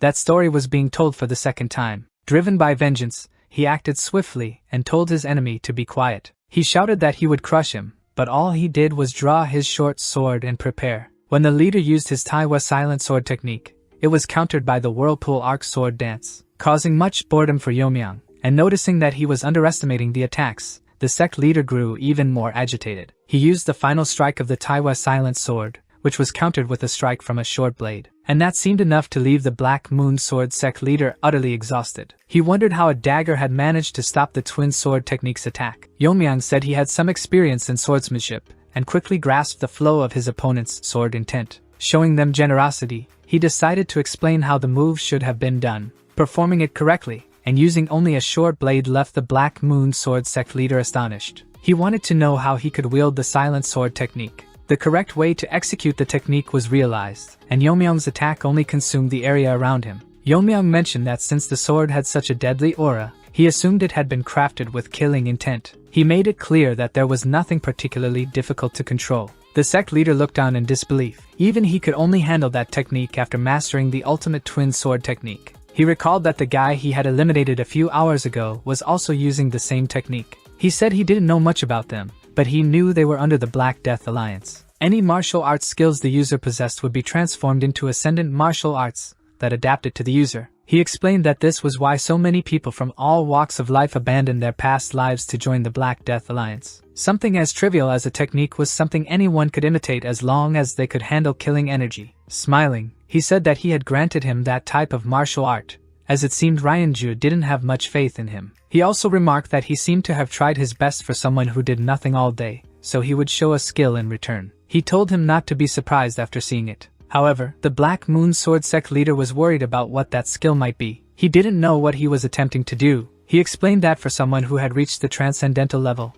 the size of the sword didn't matter. Ma Kinhu, despite winning, was still surprised. That boy had great potential, and at that moment, he was performing the Blade River technique. Although the Black Moon Sword sect leader was very experienced and wielded 2 long swords, he was easily astonished by a boy using only a short blade. He heard Yeomyang talk about all the skill he now possessed. He said it wasn't because of his body, which wasn't like before. Ma Kinhu thought that the silent sword technique's power was different from that of a normal sword. He realized the young man used blade energy with such ease that he even used the Blade River and noticed he had reached the final stage. Realizing he was in serious danger, the only thing he could do was run and think he wanted to live longer. The young Tang clan member told him he couldn't escape, as he was just running around. But in any case, it would end the moment he was caught. In truth, as a member of the Tang clan, it made more sense to eliminate him in a special way. While Yeomyang calmly prepared to strike, the sect leader ran as fast as he could. He couldn't understand, as he hadn't received any information about a monster of that level in the Tang clan. How could someone who reached the final stage come from a crumbling Tang clan? He knew Ryanju wouldn't just sit and watch. Meanwhile, looking back, he noticed trees were being cut to intimidate him. He didn't understand what that was. It looked like a shuriken emitting energy sounds. To think that those small rings were cutting through trees like someone slicing tofu. All that speed was unusual. When those strikes began hitting him, desperate, he tried to block them. He knew he couldn't get away from everything just by running, and would have to confront it. He stopped bravely to fight for his life. He yelled at those ringed, imbued weapons to come at him, as he was willing to face them all. At first, it seemed to work. He seemed to be holding his own, for he didn't even want to consider the possibility of meeting his end there. But the force of those attacks was so great it caused cracks in his sword, forcing him to deal with the silent sword technique. When his already cracked sword could no longer hold, he began feeling cuts from the trees. They struck various parts of his body, leaving him without some limbs. Even with his sword in terrible condition and now fighting with only one, he didn't stop fighting. And when he realized he had managed to deflect a few, his hatred intensified. He shouted that the Black Moon sect wouldn't fall to something like this. He was ready. He thought that even though he was no longer whole, as long as he remained composed, he could plan the days ahead. What calmed him was imagining that his opponent must have lost a lot of energy with that technique. But the young man appeared, walking calmly and even offering praise. The Black Moon Sword sect leader observed, realizing that even after using such an elaborate technique, he was still full of energy. With a few hand signals, he began attacking again with those weapons. He noticed that the blades were spinning while still embedded in the ground, and when they rose, they kept spinning. He couldn't understand what kind of person that was. He couldn't be a normal human. After leaving everything behind as a Tang clan student, giving his all to the Black Death Alliance, and making a name for himself. Yet, he couldn't even scratch a hair on that young man, and that's when he questioned everything he'd done so far. Yeomyang, realizing that this enemy was already defeated, with a wave of his hand, retrieved his weapons, and those rings began slowly fitting back onto his fingers, spinning without causing a scratch. He looked around to see if he had taken down everyone, as he had tried different techniques. Since he had become the clan's successor, it would be good to teach those below him. He should leave that place as it was, there were loose ends to tie up. He prepared to use one more technique, as he had to deal with the elders who had taken his mother somewhere. The Jigo clan, which planned to take over the Tang clan, needed to be confronted as well. Now it was an eye for an eye, a tooth for a tooth, and he began to dismantle the formation. Elsewhere, the brigade asked Changshin if there was truly no way. Jigo apologized, explaining that, in fairness, they had made it impossible for anyone to intervene. The supervisor and the rest of Yomyang's group were concerned. However, Jigo knew those were just lies. He had to stay quiet until the work was done. The entrance was completely sealed once they were inside the formation. There was no way anyone could leave the competition field alive. After the men detected outside the unit were subdued and those inside were confirmed. The Great Dark Silent Sword Sect and the Black Moon Sword Sect. He thought that even for number 28, it would be difficult to return alive, though it was a waste of talent. While he was making a speech about the Tang clan's future, he sensed a familiar energy. He knew what was coming would be fatal for him. The supervisor and team members saw who it was and were overjoyed. Tang Yuri threw herself at Yomyang, relieved that he was alive. She reaffirmed that until the competition ended, they would be the only ones allowed to hurt him. However, Jigo, seeing number 28, was terrified. Yet he remained calm, embracing his friends. Jigo thought that his return was impossible, because the 300 soldiers there couldn't handle a young bastard like him. However, Yomyang cast a look at him that made him shudder. After receiving that look, he just covered his face with his fan. Yomyang also saw Tang Jianjil, who greeted him with a raised hand, but in return, he received only a glance. Jigo couldn't believe or accept any of this. He remembered that, back then, he had managed to break through, even a 7-locked ghost formation. That unit had been created for battle. It wasn't different from the 8 laws and earthly punishments, as even the master would have difficulty. But he simply walked through all of it. Perhaps that young man realized he was being watched again.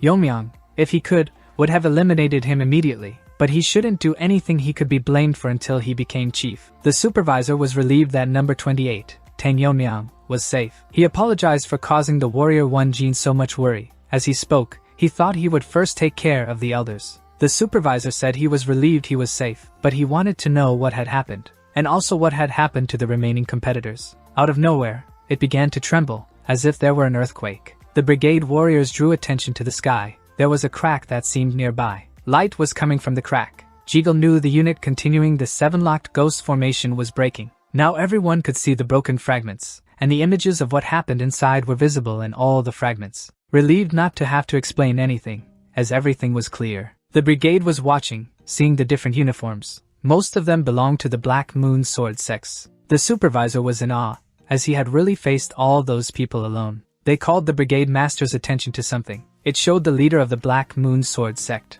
That double sword sheath on his back. Judging by the description, he was certain it was Mak In-hu. The supervisor knew that Mak In-hu was no match for that young man. However, he calmly said there were many of them. It wasn't that difficult to handle them all. The brigade leader expected nothing less of him. He had already surpassed the level of a leader. He had dealt with them all alone, even though there were more than 100 of them.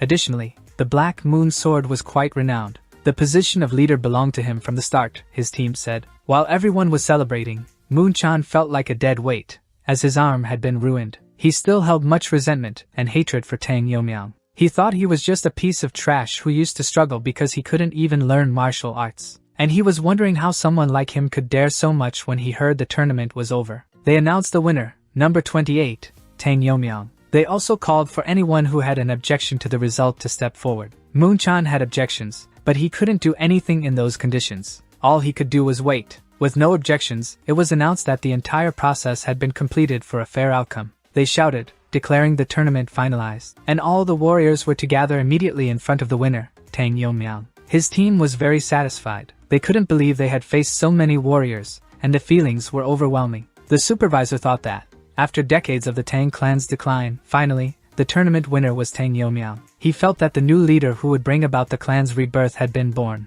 There they named him as the new master. It was said that there were 82 members besides Tang Wenjin. He knelt and saluted the new Tang clan chief, and everyone shouted long life to the new leader. His group noticed that after becoming chief, he was being treated differently. However, they didn't know if they should speak formally with him too. The supervisor thought that, at an age where he wasn't even 20, if he were capable of growing, he could once again restore the reputation of a prestigious clan. Yomyang shouted that he knew what they wanted. It wouldn't take long for it to become reality. Everyone thought that with those words, he seemed to read their minds. The weight of his words cemented his position over them. and they said they would follow the tournament winner. His order was for them to prepare, as they would return to the main house. Moon-chan was enraged. He didn't know why Yeomyeon got everything he wanted. However, he wanted revenge, no matter how, even if he had to sell his soul to a being. After some time, everyone had withdrawn from there, leaving only bodies behind. Taehyo, from the United Sect, looked at the ground and the bodies, lamenting for his leader, and said he had come as soon as he heard about the situation. Several others arrived, saying he shouldn't walk alone like that. They told him he was now at the top and should fulfill his role well. However, he said he couldn't hear anything and thought it was odd. Hyunso told him not to change the subject. He mentioned it was impossible to sleep next to a mountain full of bodies and even said he'd leave the area immediately. However, Hyunso thought it unusual for over 300 people to have been annihilated. It was because an old eagle was better than a young crow, as expected from a clan that used to have prestige. They found it strange, as there were fewer than 100 members of the Tang clan, and this was an open area. It was odd that something so large had happened without them knowing. That's why he thought they were sent there on purpose. However, they didn't know the reason for sending him. Furthermore, the Blood family even sent valuable items in honor of the tournament. Unless they were hiding something, they couldn't be certain anyway. The leader didn't know that the Kong family's blade technique had diminished so much. How many people were annihilated by a single dagger? This caught Hyunso's attention, who was shocked because he heard that the work had been done by just one person. That couldn't fool his eyes, although most of them showed signs of being defeated by an apparent sword technique. However, seeing those who couldn't even draw their weapons meant they were dealt with in mere seconds. They ought to know the person, that's why they would go to Sichuan. Hyunso feared they might encounter them by accident on the way there. However, the leader asked if he'd forgotten how he reached the top. It wouldn't be hard to protect himself, so there was no need to worry. He knew that wasn't the case, but he was still concerned for the master. He told the master that even if he were a fool, he truly thought he could manage a fight with him. He thought the master, very stubborn, should return to the clan first and could at least say something to the leader. Currently, the Black Death Knot Alliance was located to the south, while the demonic cult was to the east. However, the master was planning to visit the leader who had caused such disaster. He thought the master might be planning to make the Tang clan deal with the Black Death Alliance. Either way, he believed the Tang clan had been ruined for some time. However, he sincerely hoped there wouldn't be a need to use the demonic sword technique. Elder San Jangro listened to the warriors bringing in the competition participants. It seemed the competition was ending faster than expected. He thought that with the skill of that child, Yangrian, and with the fire dragon poison she possessed, it shouldn't have been that hard to win the competition. Someone informed him that among those who returned, he hadn't seen that lady. This startled the elder. Comments were that the leader's grandson would likely win, but the girl had trained like crazy after her face was scarred. In any case, as long as they all returned, those people were important. They noticed the Tang family crest. They weren't warriors, meaning the tournament competitors had returned. They thought the competition had already ended, and time had passed so quickly. Looking at Tang Yeomyeon, they asked who that guy was who even had the gaze of the girls around him. A father, upon recognizing his daughter among the competitors, cried with emotion. It was a relief for his eyes. He also saw young Master Jianjil, and thought he had a happy expression. Many found their loved ones and relatives among the crowd. Those who weren't seen already caused concern and tears. Yeomyeon knew those tearful faces were the parents of people who didn't make it through the competition.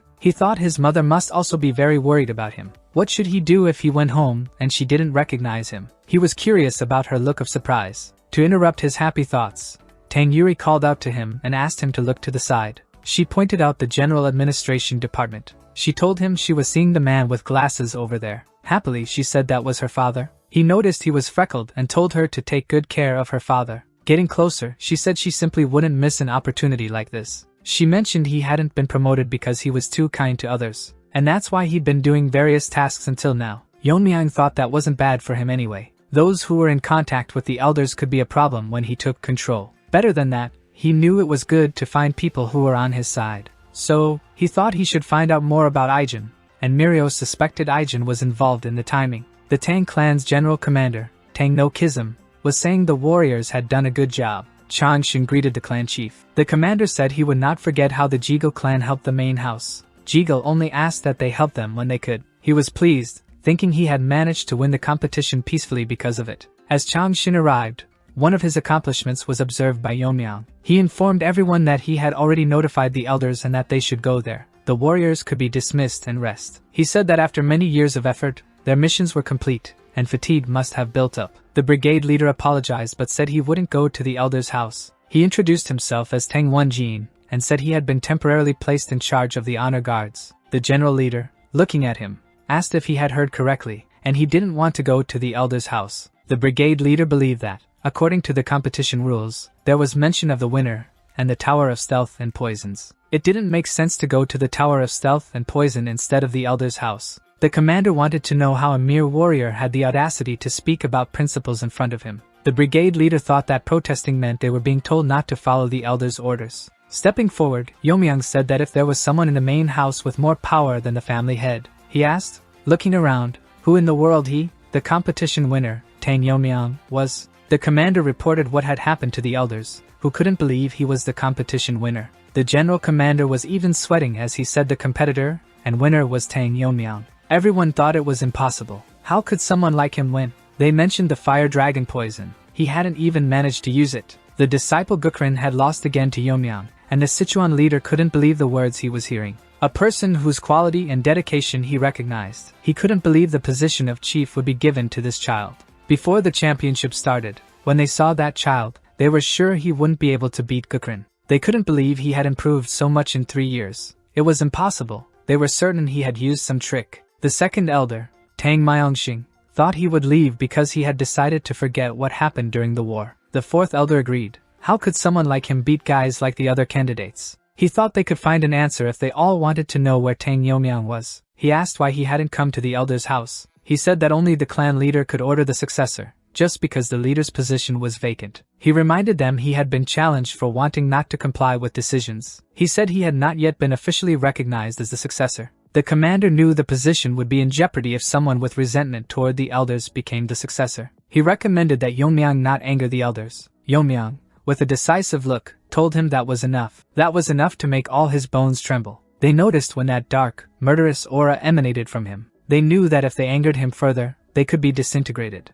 Afraid of his end, he decided to speak with the elders. The young winner said he didn't care what the lazy old men thought. He declared that they should make it clear the competition was over. Their reign would also end at that moment. Yeomyang ordered the commander to inform the elders to come to him. He also told him to notify them that their reign had ended. The elder thought it was the arrogance of a foolish young man. Even the poison phoenix had to be cautious in their presence. But this could also be a good thing. He had not yet been officially recognized as the sect leader. All they had to do was question his attitude and revoke his qualifications. The Tower of Stealth and Poisons, as he suggested. They needed to assess his capabilities, and the elder informed the warriors waiting outside to listen. He spoke to the troops under the direct command of the great elder, telling them to prepare now to move to the Tower of Stealth and Poison. He also instructed the integrity troops of the second elder, as well as the poisonous troops of the fourth elder. It was said to follow the elders as instructed and the shadow troops of the fifth elder. The Blue Dragon Master was summoned to lead the Blue Dragon Force, and they were to follow. They would dare to challenge the authority of the Elders' Council and act with insolence to show that young man the reality. He would learn who was truly the master of the Tang family. The Dark King, Tang Jiaqui, could hardly believe that his nephew had won the competition to succeed the Tang clan. Yeomyang assured him that he had heard correctly. The Dark King had sensed that this boy was unique, even when he was just a child. But now his aura was incomparably stronger. He knew his sister would be pleased. The Poison King, Tang Jiahyuk, father of Tang Moonchan, was shocked to realize he had won the competition. Previously, he had gone to Yeomyang's home and guaranteed that both he and his mother would suffer the consequences. For what was done to his son's arm, he had turned his back and said that even if it took 4 years. Now he was face to face with the new leader, who questioned him about what he had said before. With a menacing look, Yeomyang told him he was right. It hadn't even taken 4 years. He advised him to be careful with every word while in the Tang house. Otherwise, he might also destroy the arm of his other son. His uncle, the Dark King, noticed that he had held on to some anger. Meanwhile, the brigade leader was worried about Tang Yeomyang. He remembered when the general had been startled to see the son of the Poison Phoenix. However, until that moment, he hadn't known he was the son of the Poison Phoenix. He had said before that there were things he should know. However, that could be discussed later. The brigade leader now realized that it was true. He was the son of that person.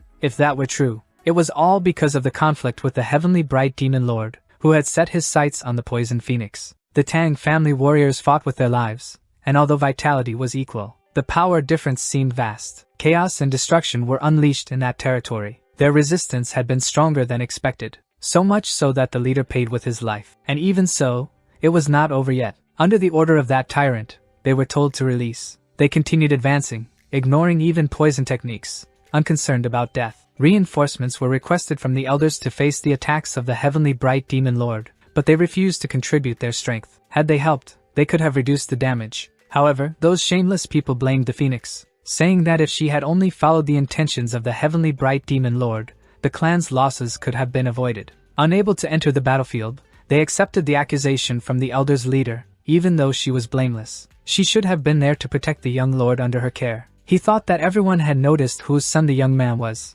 especially those who had failed in their duty that day. It was as if another chance had appeared in their path, and this time they should. He was interrupted by a voice shouting for him to stop. It seemed he knew whose voice it was. Yeomyang suggested they go outside to see. The honor guards truly thought they could challenge the elder council. The elder leader wanted to know where Tang Yeomyang was. The brigade leader saw that, as the young man had predicted, he hadn't expected his own forces to be immobilized as well. The brigade leader, seeing everyone there, realized it was because they felt their positions were threatened. The elder leader warned that his words weren't sounding understandable and ordered them to bring Yeomyang immediately. However, the young man said there was no need to look for him, as he was already there. The Dark King noticed that the third elder and the others were also all there. They asked how he dared to claim the seat of future clan leader, which shouldn't be occupied without their permission. Yeomyang stated that he had already proven his abilities by winning the competition and that they were checking for any injustices present in the tower. Then, staring at them, he asked what more they needed.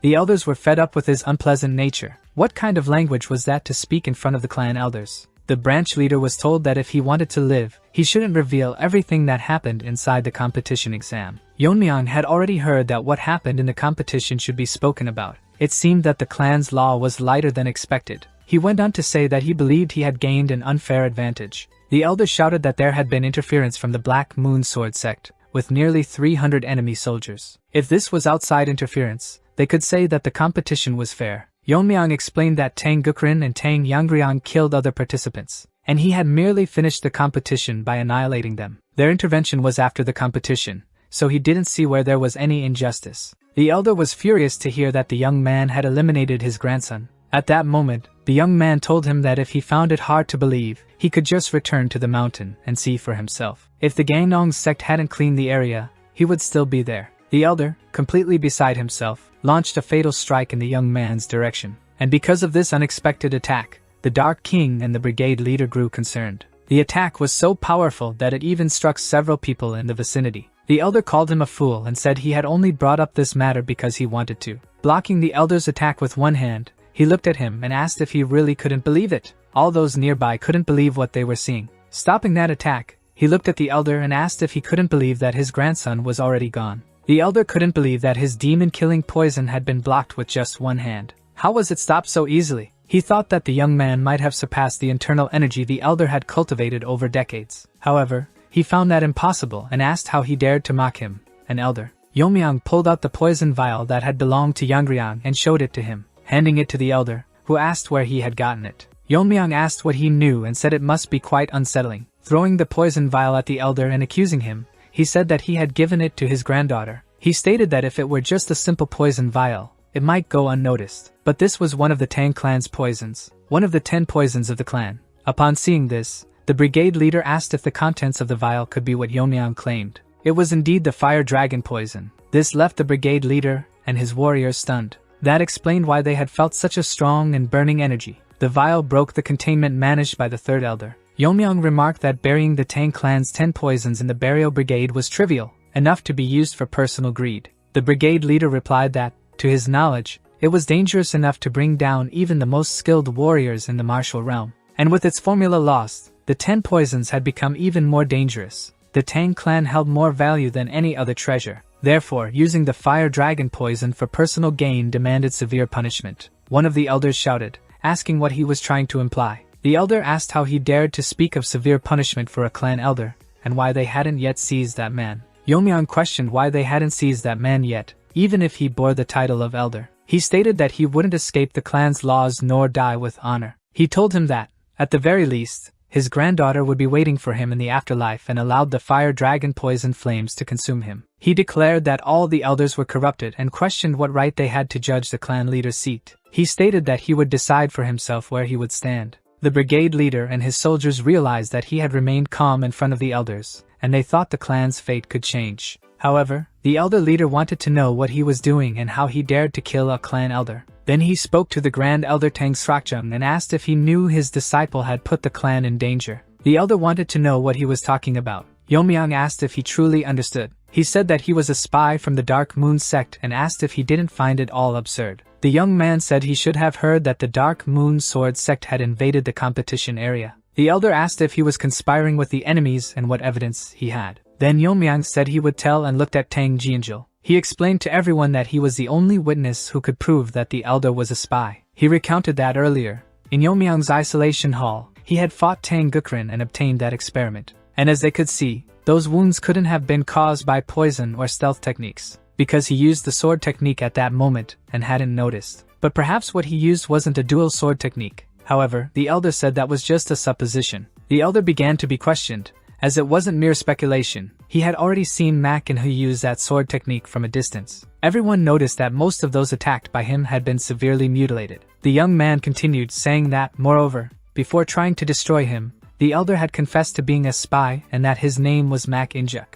At that moment, Celso realized that name belonged to a discarded bastard, the child born of a servant, as rumors said. Yeomyang told Tang Jianjil that he was going to use him as a witness, but he never expected him to step forward first. The young man said he owed his life to him, so he felt it fair to repay. Yeomyang thanked him, saying this would make things easier. The spy thought that the child really was a spy, but that was no longer important at that moment. If he kept going like this, he wouldn't be safe either, so he shouted to Elder Junryang to block that man. The brigade warriors wondered why Elder Paryong had not yet been punished as an elder. However, the young man walked toward the elder, telling him not to act hastily. He couldn't simply ignore him. Even if Tang Gukrin were to become the clan leader and the Tang clan fell into the hands of the Dark Moon Sword sect, the young clan leader thought the elder was acting with extreme recklessness. Seeing that he was prepared to attack, the elder could do nothing, for at that moment, his arm was severed. It happened so quickly that it couldn't even be seen. The Dark King and the brigade leader were terrified to see young Yeomyang delivering justice. Yeomyang stated that there was no evidence of collusion and that the punishment would end there. After thanking him for the mercy given, the elder thought it had happened so fast he couldn't even see it with his own eyes. But when they thought he was merely holding back,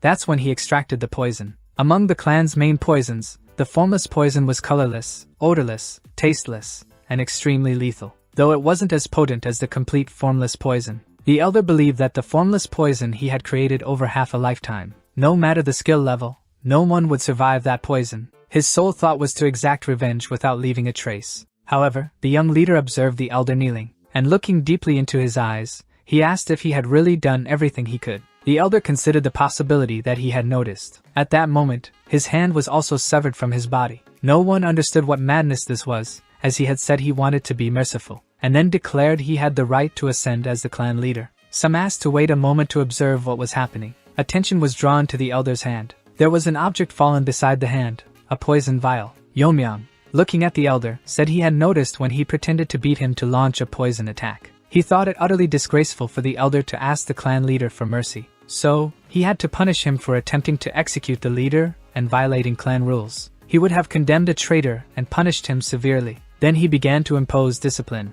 After asserting his unquestionable leadership, everyone else observed in silence. He showed the elders that they were not above the laws of the Tang clan. He announced that anyone who violated the clan's laws again, using their position, would personally face his justice. He stated that the clan had declined and that it wouldn't be surprising if it collapsed at any moment in such a condition. He promised to ensure that clan members wouldn't be exposed to threats from evil sects if they recognized him as the legitimate leader of the Tang clan. In Tang Jaihai's residence, news reached the mother of the young clan leader. She could hardly believe he had truly managed to win the competition, bringing down the elders and making them recognize him. She also couldn't forget that scene. She recounted that everyone in the Tower of Stealth and Poison was kneeling and recognizing him. She said he had grown splendidly. She wished Longriang were alive to hear the news. He would have been happy. Yeomyang wanted to run to his mother and tell her he survived, but there were mountains of tasks to handle. The Dark King stated that, per the clan leader's orders, subsequent events and issues would be handled in the tower. The elders seemed displeased, but none openly expressed dissatisfaction.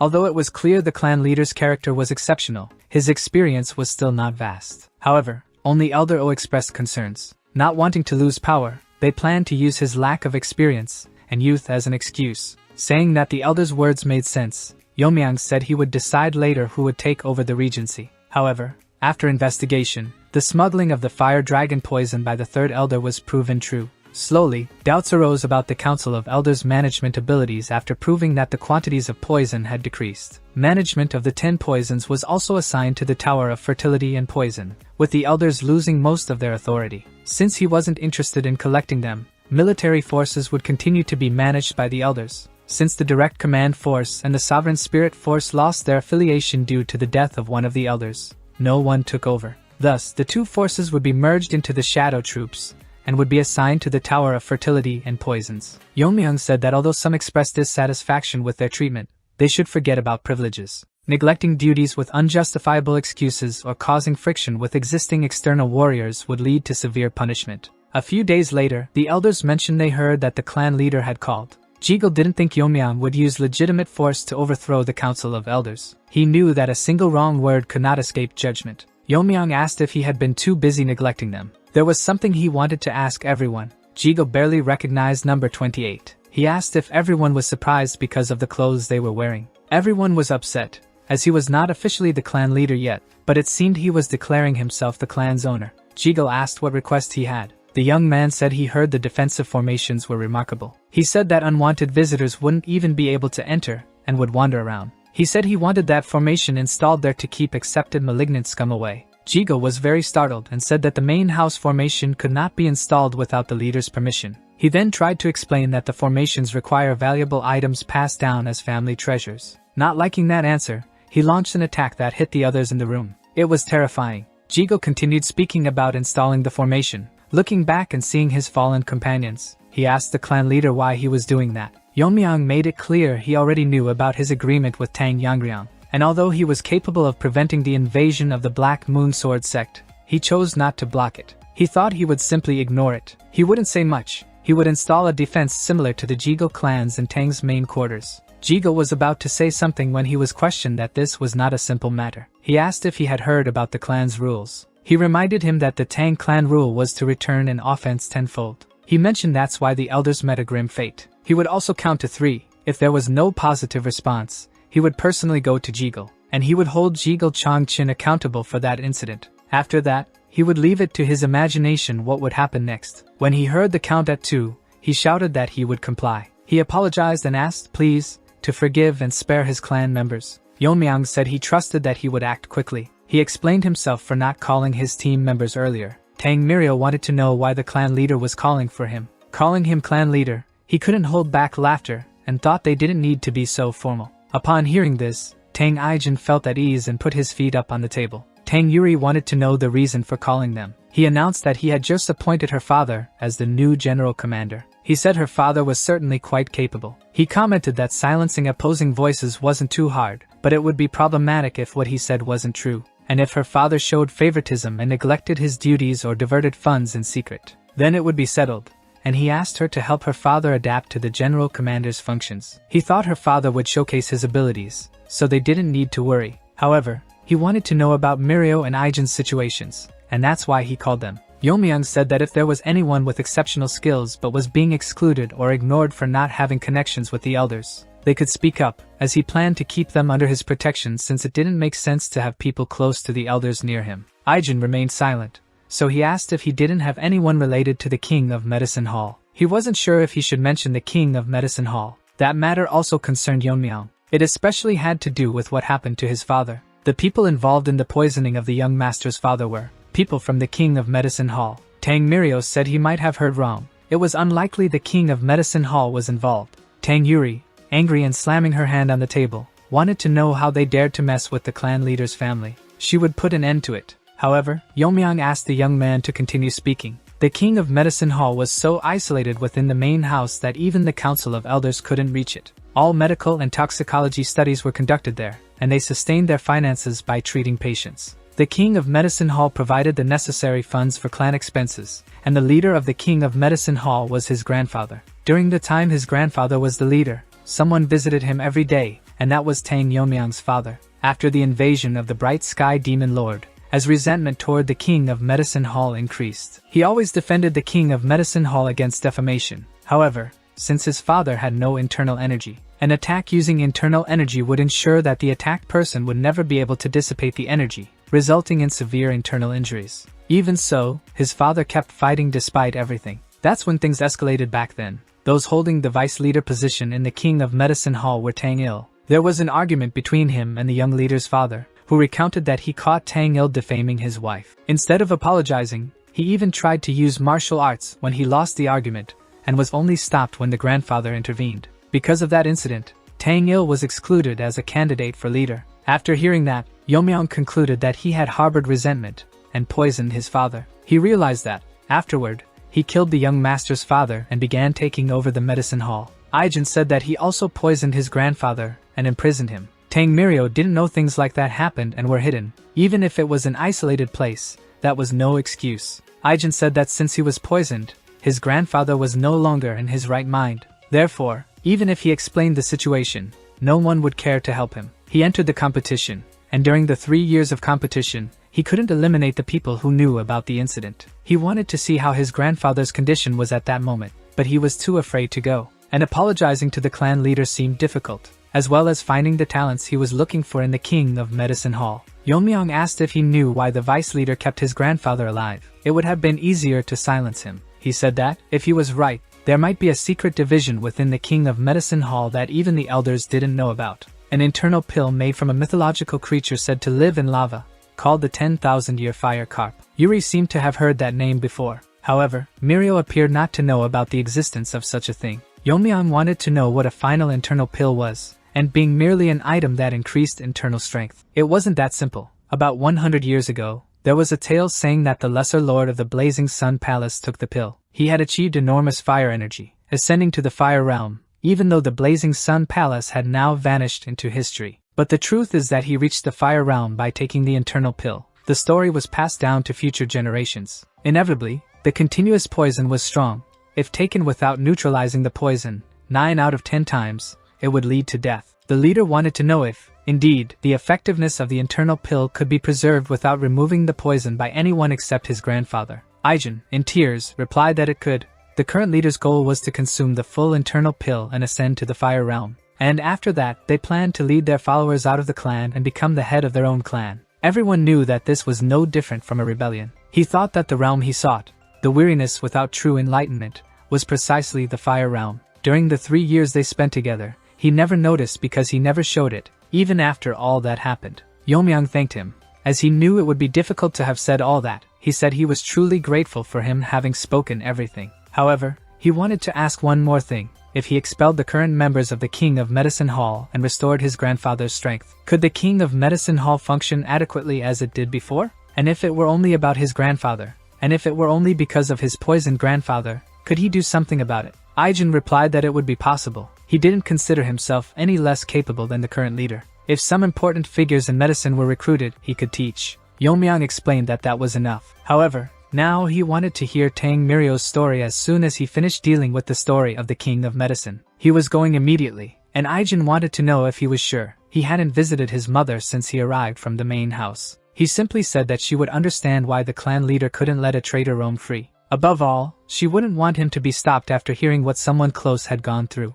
Before departing, he declared that he would completely erase the King of Medicine Hall as he had known it. Meanwhile, at the King of Medicine Hall, the person in charge learned that Longriang's son had become the clan leader. He thought that everything incriminating him had happened before his birth, so there was no way he would know. Even so, he worried since Tang Aijin had not yet returned to the King of Medicine Hall. However, he should value his own life above all else. Although he could kill him at any time, the issue was the internal pill. To fully absorb the energy of the internal pill and reach the fire realm, it was necessary for that cursed old man to speak, but even if he regained his sanity, he wouldn't do such a thing. However, if he tried to remove the capsule's poison himself and made a mistake, he could lose the entire internal pill. He needed to find a better solution. He was thinking when a commotion started interrupting his thoughts. Some of his subordinates were shouting that the clan leader was causing a disturbance. He was told that the clan leader was destroying the entire hall. Many begged him to stop and remember where he was. Yeomyang asked Aijin if he had found him,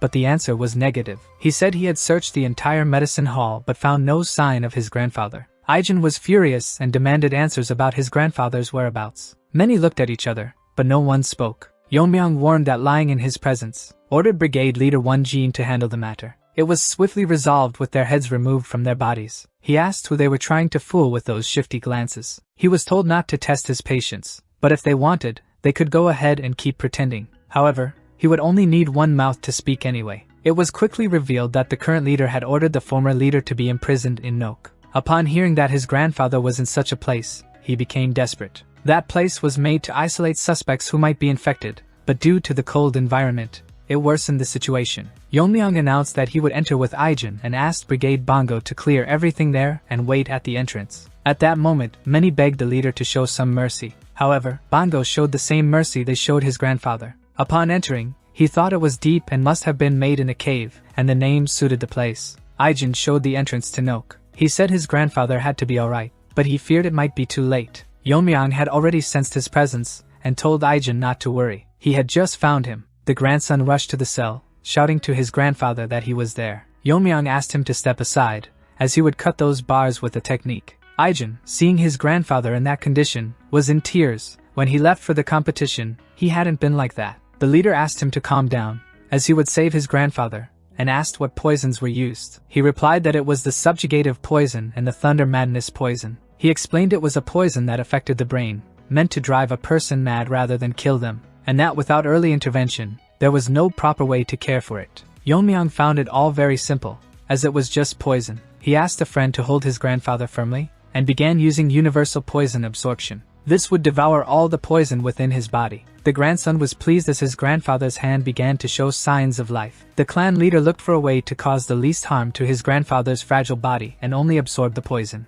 The grandson also noticed that his breathing was returning and his color was improving. Seeing that his grandfather was better, he asked the grandson to help him stand up. The weakened man asked where he was. After opening his eyes, he realized his grandson Aijin was there. However, when he looked at the young leader, he thought it was his father. After everything was explained, he realized that his son was now leading the clan, and he had come to save him at the grandson's request, as he had cared for his father. The man, in tears, was content because a child who couldn't even see his father's face because of him was now saving him. He thought that if only the father could be alive to see how well his son was doing. He said that, even though he was a frail man, he would like to dedicate his service to the clan leader. Agreeing, he placed his cloak over the elder to protect him from the cold. He also told him that the reason he was there was to organize new positions for the leader and Aijin. He asked her to leave, as there were people waiting for that elder. The leader of the King of Medicine Hall couldn't believe that the old man was standing so firmly. He asked the clan leader how he could mercilessly harm the members of the King of Medicine Hall. He asked if he didn't know that it was the King of Medicine Hall that generated the funds to maintain the Tang clan.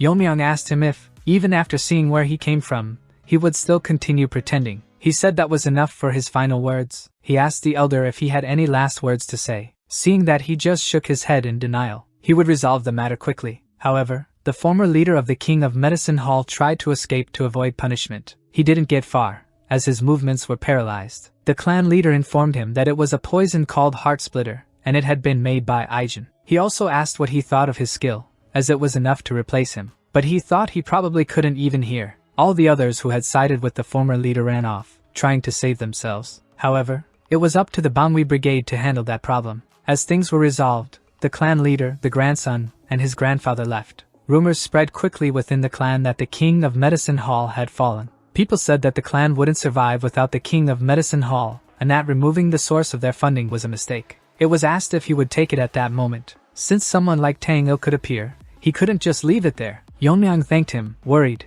and said he would take it as it was. He was advised that if he wasn't going to use it immediately, it would be better to store it. Just looking at it, one could see it had very strong poison, visible to the naked eye. To dispose of something so precious would be absurd. Even approaching it, one could sense the potent fire poison, as expected from a lava creature. However, it was nothing compared to the poison of the demonic fire dragon he had encountered before. He knew that if an ordinary person touched it in its unrefined state, they could burn from the inside out. It was such a powerful poison that it would be better to investigate further about the 10 poisons. After observing the refinement process, he could definitely feel the spirit's power. He was deep in thought when someone knocked on the door. The person said she was his mother and asked if she could come in. He said she could. Upon opening, he finally saw his mother. She thought she would never be able to come back there again. She was very proud, as she had truly been lucky with the son she had. Her son said that place was hers from the start. Of course, she could come in whenever she wanted. Looking at her, he thought how beautiful she still was. He wondered how much she must have worried all that time. She gave him a strong hug and said she was so happy he had returned safely. He said of course he would return safely, as he was her son.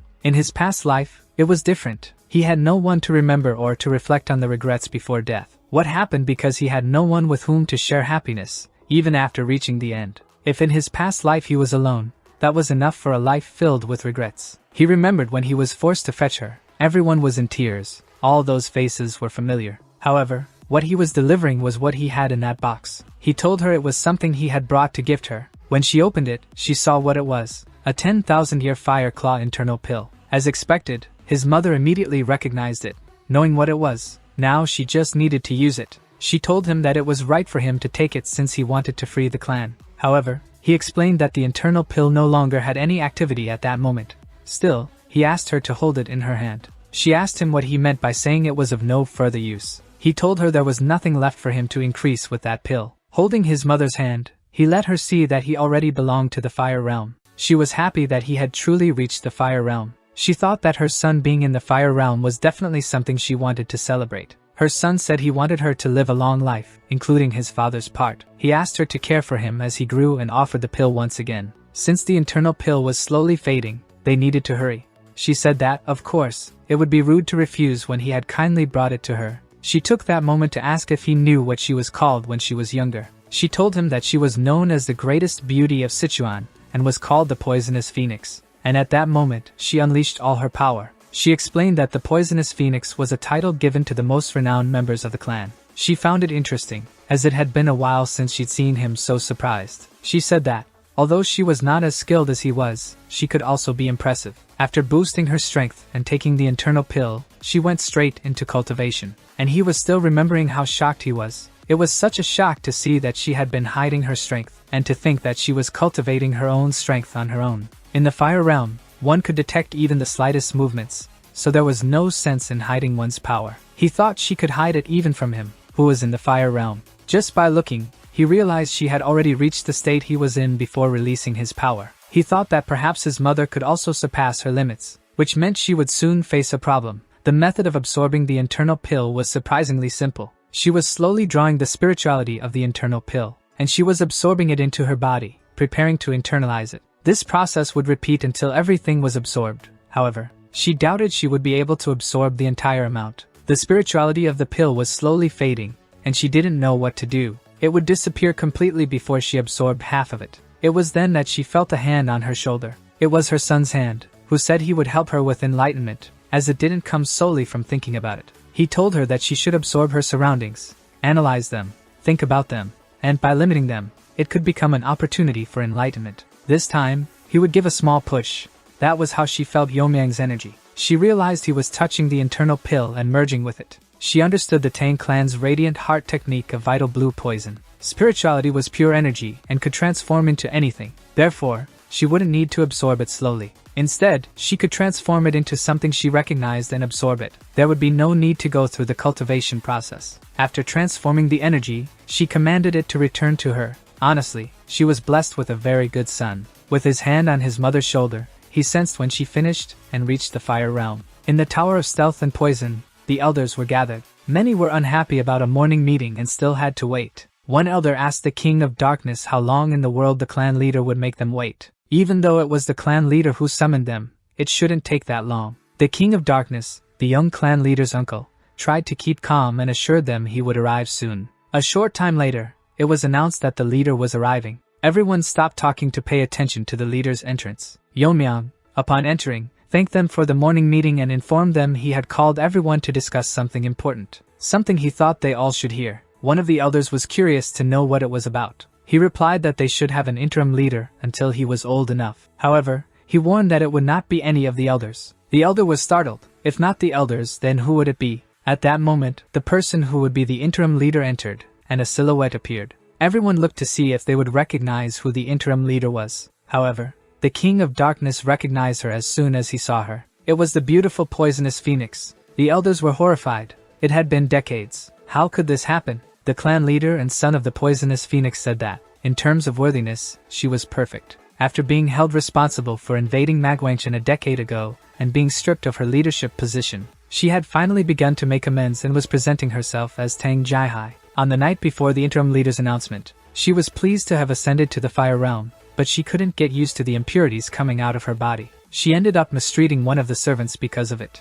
In any case, she still wasn't used to having so much strength. It would get better with time. Ascending to the fire realm allowed her to understand her son better. She had recently heard that only the leader of the Black Death Alliance had ascended to the fire realm. She thought she could finally talk about many things with her son after such a long time. He congratulated her on entering the fire realm. His mother thanked him and said it was all thanks to him, asking him to sit with her. They chatted, shared stories, and for a moment, were happy together. A question arose. His mother wanted to know how he entered the fire realm. He wanted to tell the truth, but he thought it might be hard for her, as enlightenment had come from memories of his past life. He imagined he could use the competition as an excuse, so he used one of the poisons as a cover. She mentioned that she had heard the winner of the competition was rewarded with the dragon fire poison. That's when he said he had drunk the dragon fire poison. She thought it reckless to take something like that, but he assured her that, as she could see, he was fine. He explained that after reaching enlightenment by absorbing the poison, he was able to enter the fire realm. She wondered, however,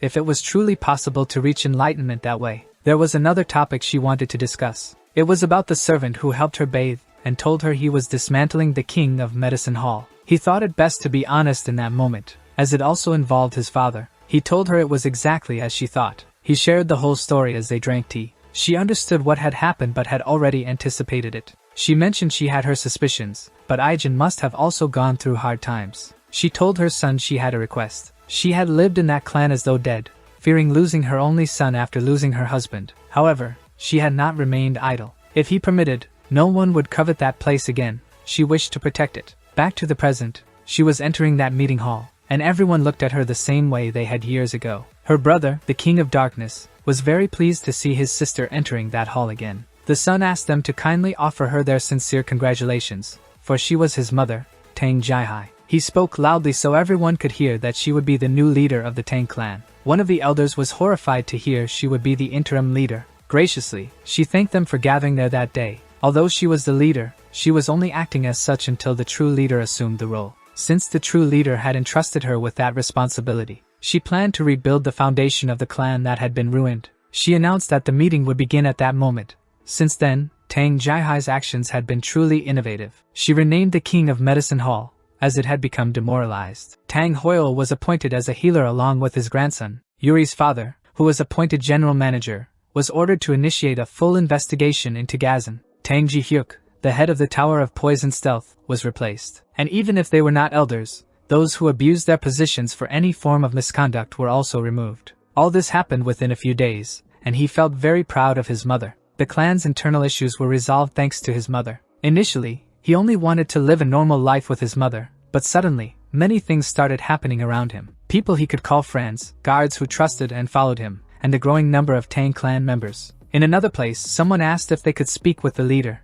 She wanted to talk about Mak Inhu. She explained that he was famous and well known for his strength, the leader of the Transforming Heart sect, Yeosi Orion. She requested, please, that he put an end to them before Tang could regain its former reputation. However, the Black Death Alliance leader, Yu Kil-jun, asked why he should do this. Yeosi Orion argued that Mak Inhu was as challenging as he was, but he had already warned him before. He had already told him to leave the Tang clan alone, as one day he would use it. He had disobeyed orders and attacked them. In fact, it was he who opposed his leadership. It was a relief that he had been defeated by the leader's hands. After all, had he returned, he would have faced punishment. Back at his post, Yeomyang looked at his village and thought he had many people to protect. It used to be difficult just to keep his body healthy, as he had been troubled by the circumstances of his birth. To prevent anyone from using or coveting the Tang clan, he had grown even stronger. Whether it was the Black Death Alliance or anyone else, no one would ever be able to harm the Tang clan. It was said within the Black Death clan that the Tang clan had a new leader. And the interesting part was that it was he who had ended Mak Inhu. He was not someone who could be easily defeated. He asked her to send a letter to the clan, inviting them to Sichuan for the meeting that would be happening soon. The head of the Tang clan would also be invited. Yeomyang, speaking with his mother, was grateful for all her hard work in the internal organization. She mentioned she had felt a bit nervous taking over after so much time. She said she had done a great job, but there was something. She asked why he had suppressed his power, as he did last time, knowing he had noticed since he had experienced it before. He thought it was an impressive suppression. However, he told her that now that she had reached the fire realm, she didn't need to hide her power. She explained it wasn't only about hiding power. What she was doing was the clan's secret technique, the Vein Concealment Seal. She hoped her son would also learn to hide his abilities, but he wanted to know why he should do that. She could explain, but it was a long story. Since the founder of that martial art was an ancestor of the Tang clan, she needed to tell him about him. In a certain village in Sichuan, an epidemic had arisen. Even without famine, people were dying excessively. Dozens of bodies were burned without a proper funeral out of fear of spreading the plague. It was only a matter of time. Everyone in the village had already contracted the plague and was simply waiting for their end,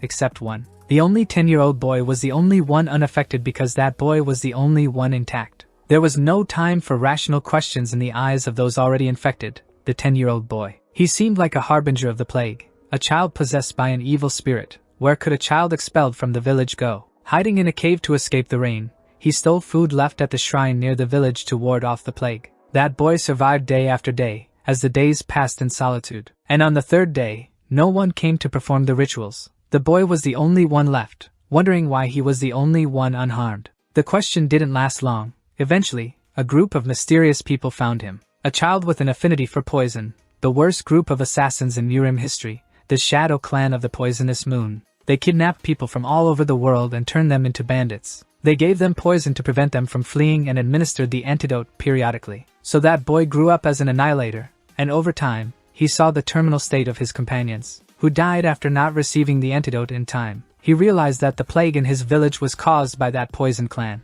He realized he wasn't the one who brought the plague. From that moment on, the boy transformed to become stronger. No matter how dangerous the mission, he would accept and complete it with precision. He even managed to annihilate absolute masters, leaving everyone amazed at his performance. As thanks to him, the clan's reputation was sky-high. He was granted the title of one of the 5 great annihilators and was told he could ask for anything. However, he wanted nothing. He needed nothing more. The boy had already reached a high level with the experiences gained from fighting absolute masters, and his ultimate technique, based on the martial arts learned in the clan, was the first storm of 10,000 heavenly blossoms. Thus, the Shadow Clan of the Poisonous Moon disappeared overnight. His mother explained that later, his descendants settled in Sichuan, forming the current Tang clan. And even today, the world remembers him by the nickname Invisible Guest. Yomyang pretended to be asleep, as he was bored. His mother lightly tugged his cheeks to make him pay attention to her again. He said he didn't know about that story. She told him that the story was related to the Vein Concealment Seal. His mother said the Poison Clan had many masters in the Fire Realm, including the 5 great annihilators and the sect leader. She told him he was partly correct about the storm of 10,000 heavenly blossoms, but it wasn't only about hidden weapons. The storm of 10,000 heavenly blossoms was a martial art that controlled energy. This piqued his interest. He asked if she was saying it was a martial art that controlled energy, not just hidden weapons. Battles in the Fire Realm were energy confrontations. When the opponent attacked with energy, one had to defend with energy. Common hidden weapon techniques couldn't penetrate the protective energy of a Fire Realm master's body. He then remembered that, no matter how many hidden weapons there were, they simply wouldn't have an effect. He also noted that, no matter how skilled a master was, maintaining that level of energy must be difficult. His mother explained that he seemed to be wondering how someone could maintain so much energy. The answer lay in the Vein Concealment Seal. The basic principle of the Vein Concealment Seal was as follows. Compress all internal energy flowing through the meridian and concentrate it in one of the 12 main meridians, so that the internal energy would not flow. It was encapsulated by true energy. This method could deceive a Fire Realm master capable of seeing the internal energy flow. But with accumulated experience and knowledge, it could be easily reconstructed. The true energy protecting the internal energy intertwined, creating a new protective layer. This was the body's protective energy. Known as the Dragon Scale, it was said to surpass the defense of the existing body's protective energy, and its strength was said to be comparable to scales. He was thinking that the first dragon fire poison now seemed like he had actually seen a real dragon. She continued, saying that aside from purifying energy, it wasn't only for defense. When she released the internal energy sealed in the 12 meridians for years, she could temporarily use over 10 times her original internal energy. Yomyang wanted to know if the storm of 10,000 heavenly blossoms was a martial art that required releasing the Vein Seal to be used. She said that was it. Several key points had been passed down with the Vein Poison Concealment, but they were lost. The orally transmitted key points were also lost when the 2 elders died suddenly. But she believed her son could master the complete storm of 10,000 blossoms. She told him that he was the son she was very proud to have. He thought there was nothing that the son of the poisonous phoenix couldn't master, and so, he received the vein concealment seal from his mother, though he still thought drinking poison was the best way. What others called poison, to him was a miraculous elixir. He thought he should ask Aijin to prepare some poison for him, though he wanted to know what was happening. It was announced that friends were there and insisted on seeing him. Tang Mirio entered his room crying, asking for help. Concerned, he wanted to know what she was asking for. He didn't know what was happening. She explained that, if it continued at this rate, her sister would die. He asked if her sister was dying and suggested she should have gone to a doctor instead. She explained that they had already consulted several doctors. This was something that medicine or medical techniques couldn't fix. He asked what she wanted him to do and if her sister had suffered internal injuries. She explained that the 9-yin had cut her meridians, and she was in a terminal condition. In the Northern Sea Ice Palace, as the name suggests, martial artists practiced ice arts. However, those who didn't practice ice arts suffered from terminal conditions. He asked if they were descendants of them. He mentioned if she had been told that descendants of the long-ago Northern Sea Ice Palace had settled in Sichuan. She explained that one of them had married a member of the Tang clan, the strongest clan at the time. However, the clan relied on poisons and hidden weapons, with no practitioners of ice arts or related information. The ancestral ice martial arts were lost long ago, and her sister's illness was considered a hereditary condition. Youmyang said there was a way. At that moment, it was announced that they had already arrived at their residence. Her sister's condition had worsened since they had left home. Tang Mirio cried for her sister to open her eyes. However, it seemed like she was undergoing an ice petrification process. Youmyang noticed that the room was cold enough to freeze. It was more severe than he expected. He told his friend to pay attention, as he couldn't guarantee her sister's survival. This frightened Mirio greatly. He explained that her sister had resisted the cold with innate energy, but now she had reached her limit. He said she was in a state where she blocked everything and concentrated all her energy in her veins. The friend wanted to know if there was any way to save her. The leader explained there was a way to artificially release the cold from her body. However, if her sister couldn't withstand the process or was overwhelmed by the cold, he thought he wanted to help but couldn't risk the life of a friend's family member.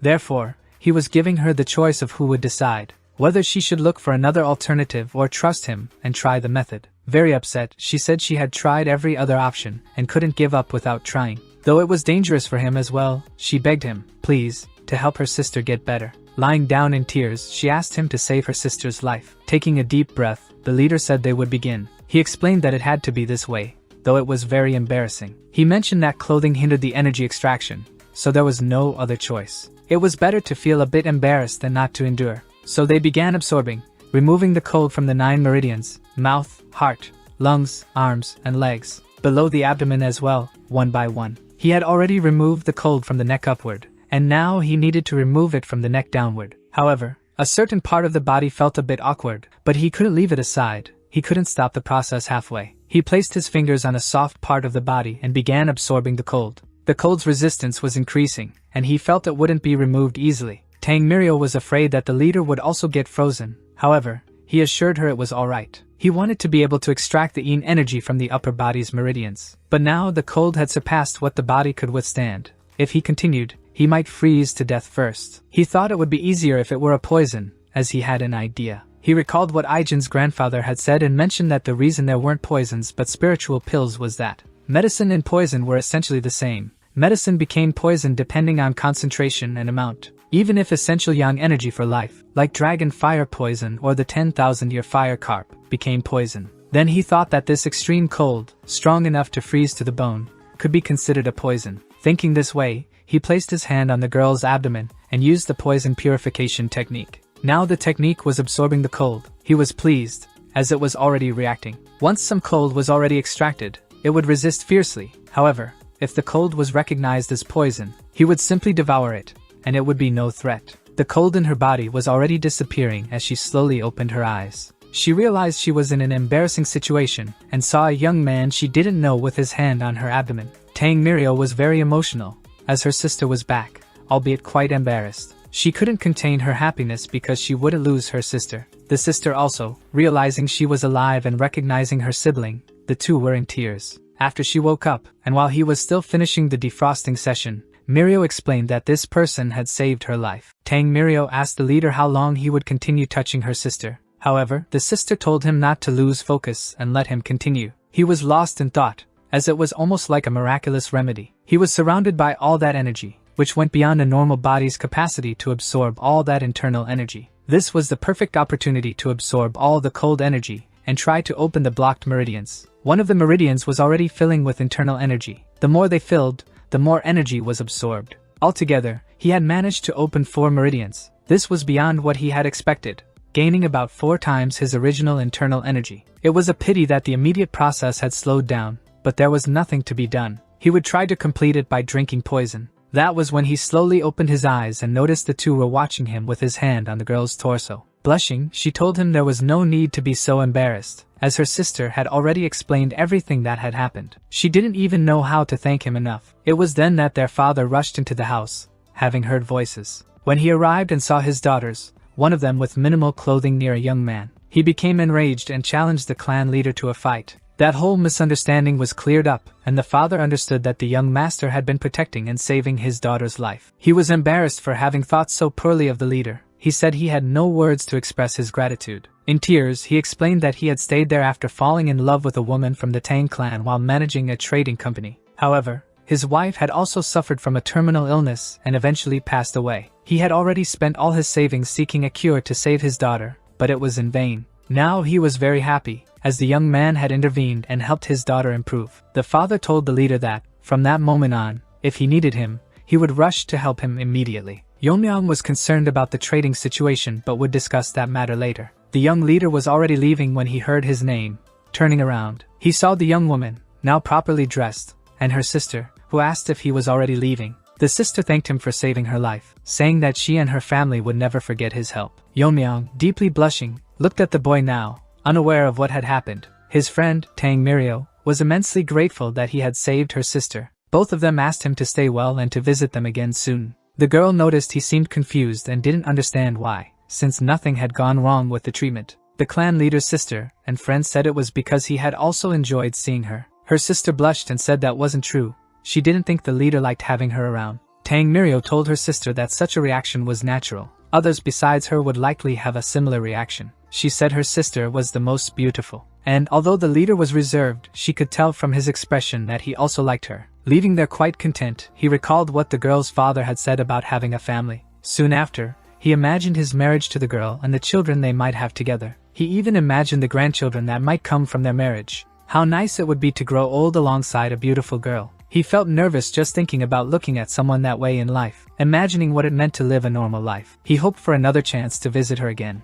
The problem was that her father had said the clan had declined and that the Black Death Alliance had taken control and rarely ventured into the city. The Black Death Alliance and its leader, Yugil-jun, while they hadn't directly overthrown the clan like the Heavenly Demon Lord, still posed a looming threat as long as they remained in the Sichuan province, and an eventual confrontation seemed inevitable. Meanwhile, in Black Death Alliance territory, in the Sichuan province hall, someone was bringing news to the leader of the Transforming Hearts sect that the Tang clan had been growing uncontrollably. Lying in her quarters eating an apple, she didn't care what was happening to those people, as it wasn't her problem. The leader's command was absolute, and the Hall Master Simwa and the Ascendant Phoenix sect leader, Yun Inji, both agreed it would be best to stay quiet until his anger subsided. Annoyed, however, she threw the apple very close to the person. She thought that it was said both the new leader and the clan leader had mastered or were close to mastering the fire realm, and all the leader had told her was to watch and wait. With her current strength, it was impossible to take revenge on Mak In-hoo. But she had an idea.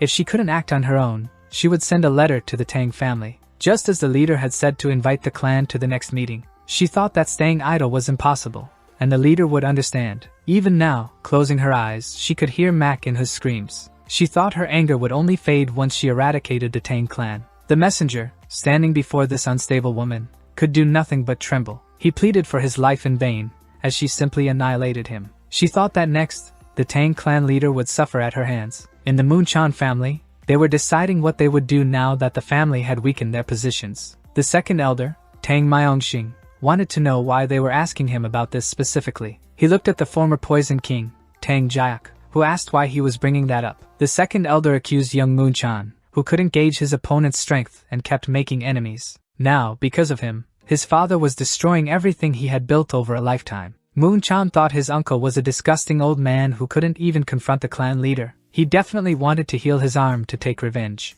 They were in a meeting planning what to do next with the other elders, and even for them, it was challenging to maintain strength. They decided to leave the clan. Elsewhere, in the storage area of extreme poisons and the 10 poisons of the clan, the young leader arrived, thinking that this place was originally managed by the third elder. But due to negligence, it had been transferred to him and the poison hall. A warrior offered him something to wear before entering the hall. He explained it would block the toxic air from inside the warehouse. It was a poison-repelling pearl. He mentioned that, when held in the mouth, it would filter most of the poisons, preventing them from entering the body. However, he refused and said he didn't need it. But when he heard that several people, including the third elder, had likely held it in their mouths, and that it was cleaned after each use, the young master declined, saying he wouldn't be poisoned. When the warrior insisted, he had to teach him a lesson. He then instructed the next warrior to open the door because he was going in. Entering, he noticed that everything was well preserved, likely because the warehouse was storing the 10 poisons. He understood why the warrior had been so worried about him entering without the pearl. If he were an ordinary person, he would already have been poisoned.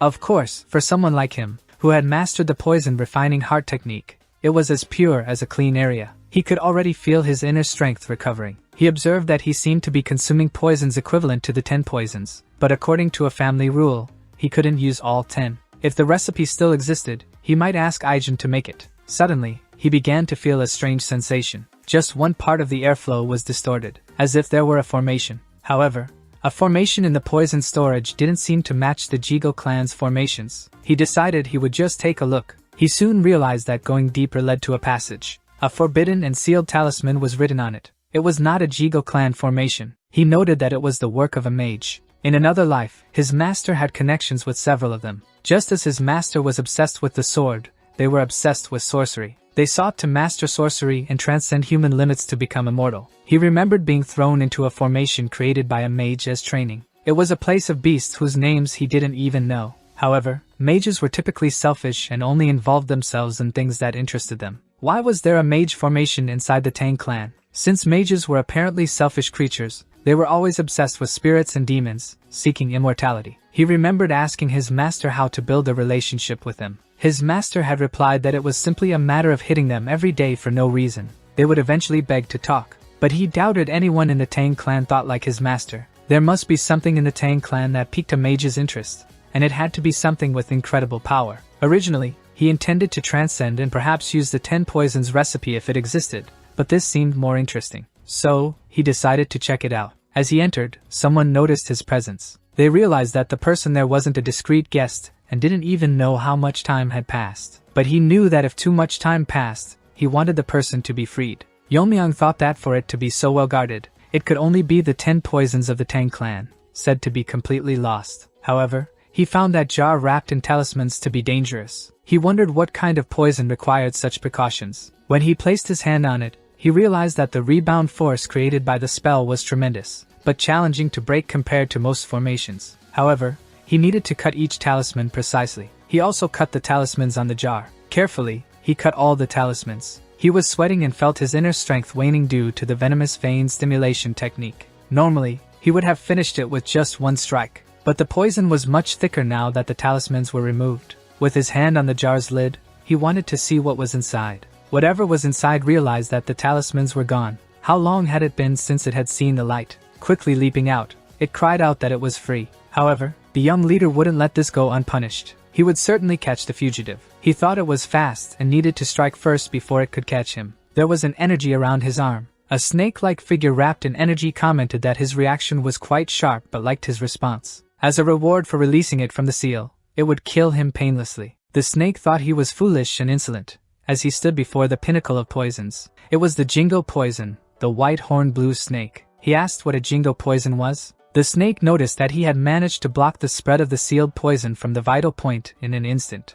She said she would melt his arm and like that energy. However, she realized that his energy was poison-absorbing aura. Why did he have that? What was his connection to the wandering saint? The young man replied that he was his ancestor. She begged him to stop absorbing her poison. At this rate, she would be completely destroyed. Yeonmyang asked why he should. He wanted to know if she had changed her mind because she was at a disadvantage since he intended to absorb all the poison. The snake thought that this guy truly wanted to destroy her, so she said to wait as she would make him an offer. She claimed it was a deal. She only wanted to escape the seal, and if he spared her, she would become his guardian spirit. Yeomyang wanted to know what that meant. The snake explained that she was a guardian spirit and that it would be beneficial to him. She told him he could feel his internal energy increasing with each moment due to her poison. It was a good deal. The young Yomyang thought that, indeed, the poison was incomparable to the 10,000-year fire carp's internal pill, or the dragon fire poison. The guardian spirit could supply poison whenever he needed.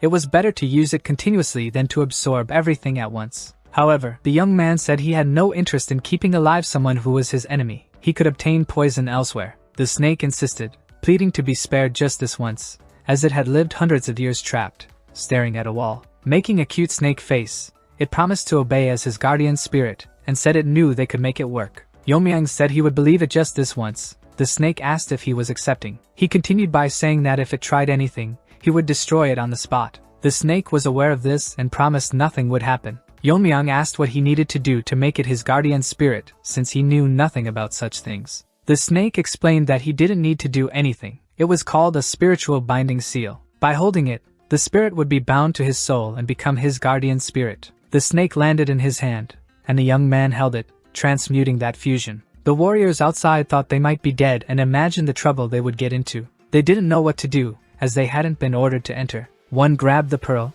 deciding he'd think about the punishment later, placing it in his mouth, covering his face with a cloth, and heading after the young master. Upon entering, he noticed the light surrounding him. Two shouted, not knowing what was happening inside. Moreover, there was a vibration. The eighth asked if the leader was safe and wanted to know what the noise surrounding the clan leader was. Yomyang realized it was the aura of the dragon scale guardian spirit, unlike the usual guardian spirit aura. This was due to the transformation of the poison snake into a guardian spirit. It managed to fill all 12 meridians. From that moment on, he needed to control the energy, and the attention from everyone was overwhelming. His guardian spirit asked if he needed to worry about those people below him. The wandering saint was showing himself openly. However, with 2 fingers, he gave it a smack to help it with manners. After learning some manners, it said that no one could see it unless he allowed it, especially with such a strong aura. He told his guardian it was still very annoying, as he just wanted to live a normal life this time. His guardian, hearing this, felt as if he had died and come back to life. Incidentally,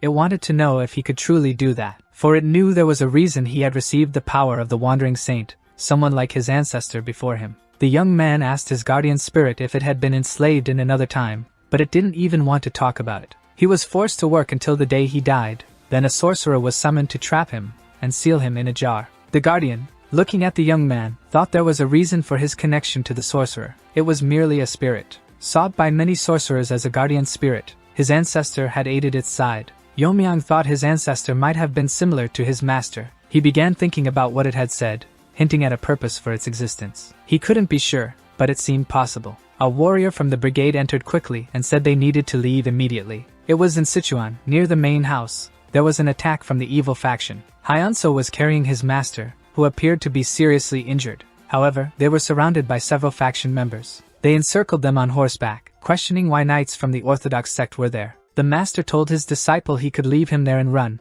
as he would handle the situation. His disciple knew there were hundreds of evil faction members led by the palace lord Jiang Tichin. Those pursuing them said they saw him arrive in Chengdu and that it was clear they sought the Tang clan's help. They said that if they captured them and offered them to the leader, they would receive the best martial arts in return. At that moment, the Tang clan leader and some brigade members arrived. They looked at the master and his disciple, wondering who those dressed in yellow were. They seemed to be martial artists from the righteous faction, so the others should be from the evil faction. They were told to listen to the members of the righteous faction, as they thought they might have come as guests. The disciple, looking around, thought that the rough martial artists on duty were there to help. He noticed that the person he was carrying was severely injured and asked them to step back. At this moment, the brigade leader said he would take care of the person with serious injuries. Hyanso asked the brigade warrior if they shouldn't help, as there were more than 200 martial artists pursuing them. The brigade leader thanked him but said there was no need to worry. He also said that if he didn't believe it, he could just stay and see for himself. One of the wrongdoers, looking at the leader, asked who he thought he was to block their path. He was told that this was the one who won the competition in the Tang clan and returned as the new clan leader. Even so, he wasn't intimidated, finding it amusing, as he looked like just a pretty boy. He asked if he was really thinking of facing him, calling it extreme arrogance. He shouted that they had been spared by the leader's mercy. Smiling, he warned that they had started everything, so they couldn't blame him. But as he said this, they all began to fall, one by one. This was due to the rain of needles the young Tang clan leader had thrown at them. Everyone was shouting for the leader to show no mercy. They would be quickly destroyed. Grabbing more needles to throw, he said he would destroy them all first. With the band leader on the ground, a needle embedded in his skull, those around him watched as the poisoned needle landed there. Yeomyang prepared to launch more needles. Quickly, everyone was hit by that rain of needles. The members of the band thought it was madness. However, he noticed he had rushed so much that he hadn't applied poison to the needles. His guardian spirit told him he didn't need to, as the needles had absorbed his poison. Few in the world would survive it. Looking at his guardian, he realized it might be more useful than he thought. Hyunso observed, unable to believe the incredible abilities the clan leader had. The remaining members of the group also couldn't believe how the soldiers had been annihilated in moments. Everyone thought the Tang clan was in decline, and no one mentioned that they had a monster of that level. They urged each other not to panic, saying it was just one guy. Even if that kid had reached the fire realm, he wouldn't have enough energy to use that technique repeatedly. They ordered an attack to take him down so everyone could follow. Facing the leader, he warned it would be his end. Delivering a blow, he asked where all that leader's courage was. After that, he regretted it, as Yeomyang merely held his sword and shattered it. Yeomyang thought that dragon scale was quite effective. However, his opponent noticed he merely blocked the weapon with his hands. Moments later, the shattered pieces of the weapon turned into a storm of 10,000 celestial blossoms. Hyunso thought the Tang clan's secret techniques had been lost after the Demon Lord's invasion. However, he realized he was mistaken. The clan's strength was still incredible. He believed that if they dealt with the Black Death Alliance as Sabak had planned. He noticed the disciple was still there but said he was simply standing in admiration of the young master's abilities. However, the Tang clan leader said they would discuss this later, at the main house. It was then that he realized they should never, under any circumstances, become enemies of the Tang clan. A few days earlier, on the outskirts of Sichuan, the two were eating at a simple inn. However, Hyunso noticed that Sabak seemed unusual. He realized he was more tense than usual. Slowly, the leader of the Black Death Alliance entered, saying he always ate there because he found the place pleasant. Hyunso thought that he was right beside him and hadn't sensed his presence. He must be a highly skilled man. He asked who that man was, but Sabak warned him that he was from the Yu clan. He apologized for interrupting their meal and then asked what brought the two artists from the combined sect to his territory. Hyunso thought he had only entered that remote inn to avoid confrontations with unorthodox factions. Then, that leader asked if they had any business with the alliance, as it seemed they had reached the fire realm. He thought that sending someone like him meant it was very serious. Sabak confirmed they had no business with the Black Death Alliance, and asked if he was there alone. The leader wanted to know what the problem was. He thought he could face him if he was alone, and was willing to spar with him if he wanted. Sabak said that, believe it or not, he had lived twice as long as that young man. The Black Death Alliance leader asked if he was there to pay his respects. Hyunso noticed his friend was more excited than usual. He was indeed planning to fight. The leader saw it as accepted arrogance. Chomchang mentioned that he had destroyed everyone with his own hands 10 years ago. He said that if a fight was what he needed to understand, they could head to a place nearby for a quick match. Hyunso feared for Sabak, but he couldn't stand by after hearing all that. He asked them not to hold him back, as he was going to show that reckless bastard that the martial arts of the joint sect were superior. And so, he ended up fighting with the Black Death Alliance leader. Yeomyang thought it was different from anything he'd seen before. The pursuers arrived later. After all, the Black Death Alliance leader was a frightening guy. Already at the battle site, he prepared to fight. Sabak told him to stay back. However, the leader seemed calm and eager to begin. Hyunso reported that everything happened so quickly he couldn't keep up with his eyes. There were many leaders who thought that sword technique was quite decent. It was fueled by internal energy. It was an impressive idea to use internal energy resonance to repel other energies. Many times, he couldn't keep up with the battle between warriors who had reached the fire realm. He directed his attention to the Tang clan leader because, no matter how hard he tried, the fight seemed beyond his view. He heard the leader say that this wasn't everything, that he should increase his strength since he had boasted so much about energy, as it couldn't be better than that. Sabak said he was ready to show his advanced strength. He was about to reveal the ultimate technique of the joint sect, the true power of the demon sword technique. Sabak was pushing hard. Maybe he would take down the Black Death Alliance leader. But when he looked again, he realized it was he who was attacking. Every attack he launched was purposely blocked at the last second, as if testing him, but being from an unorthodox faction. Sabak launched the demon sword technique, thinking he would end the arrogance right there. The leader laughed and asked if that was how he used it. He dodged it easily, though he thought he defeated him with the secret demon sword. Even weakened by the fight, he thought he had won. However, the two tried to leave as quickly as possible, but they were stopped, as the enemy had only been testing the magnitude of that technique, to see if it was suitable to jointly accept one of the main orthodox factions, using the amplification of internal energy through the sword, even if it was called a demon sword technique. The two realized he was using the demon sword technique, but only with his fingers. They were shocked. If they had understood the principles, they'd know it didn't have to be exclusively a technique. Repeating the technique, he said he respected its origin. He wanted to change the name. He thought Divine Subjugation Technique would be better. However, he was saying that Yu Gil-jun, the Black Death Alliance leader, used the art of the Orthodox faction. And beyond that, the power of the finger technique surpassed the demon sword technique. He stated that if the elder brother hadn't used his remaining internal energy to block him, none of them would be there. Yeonmyang thought that this enemy was definitely at the fire realm. Drawing the leader's attention, he said he and the elder brother had come to this post with a purpose. They sought his cooperation for the great martial arts tournament, the divine cult of the celestial demon. It had already been powerful enough to rival all 9 major sects and other martial arts factions. Even after numerous uprisings in the martial arts world, the orthodox factions did not dare face them. However, the situation began to change when the sect leader's son,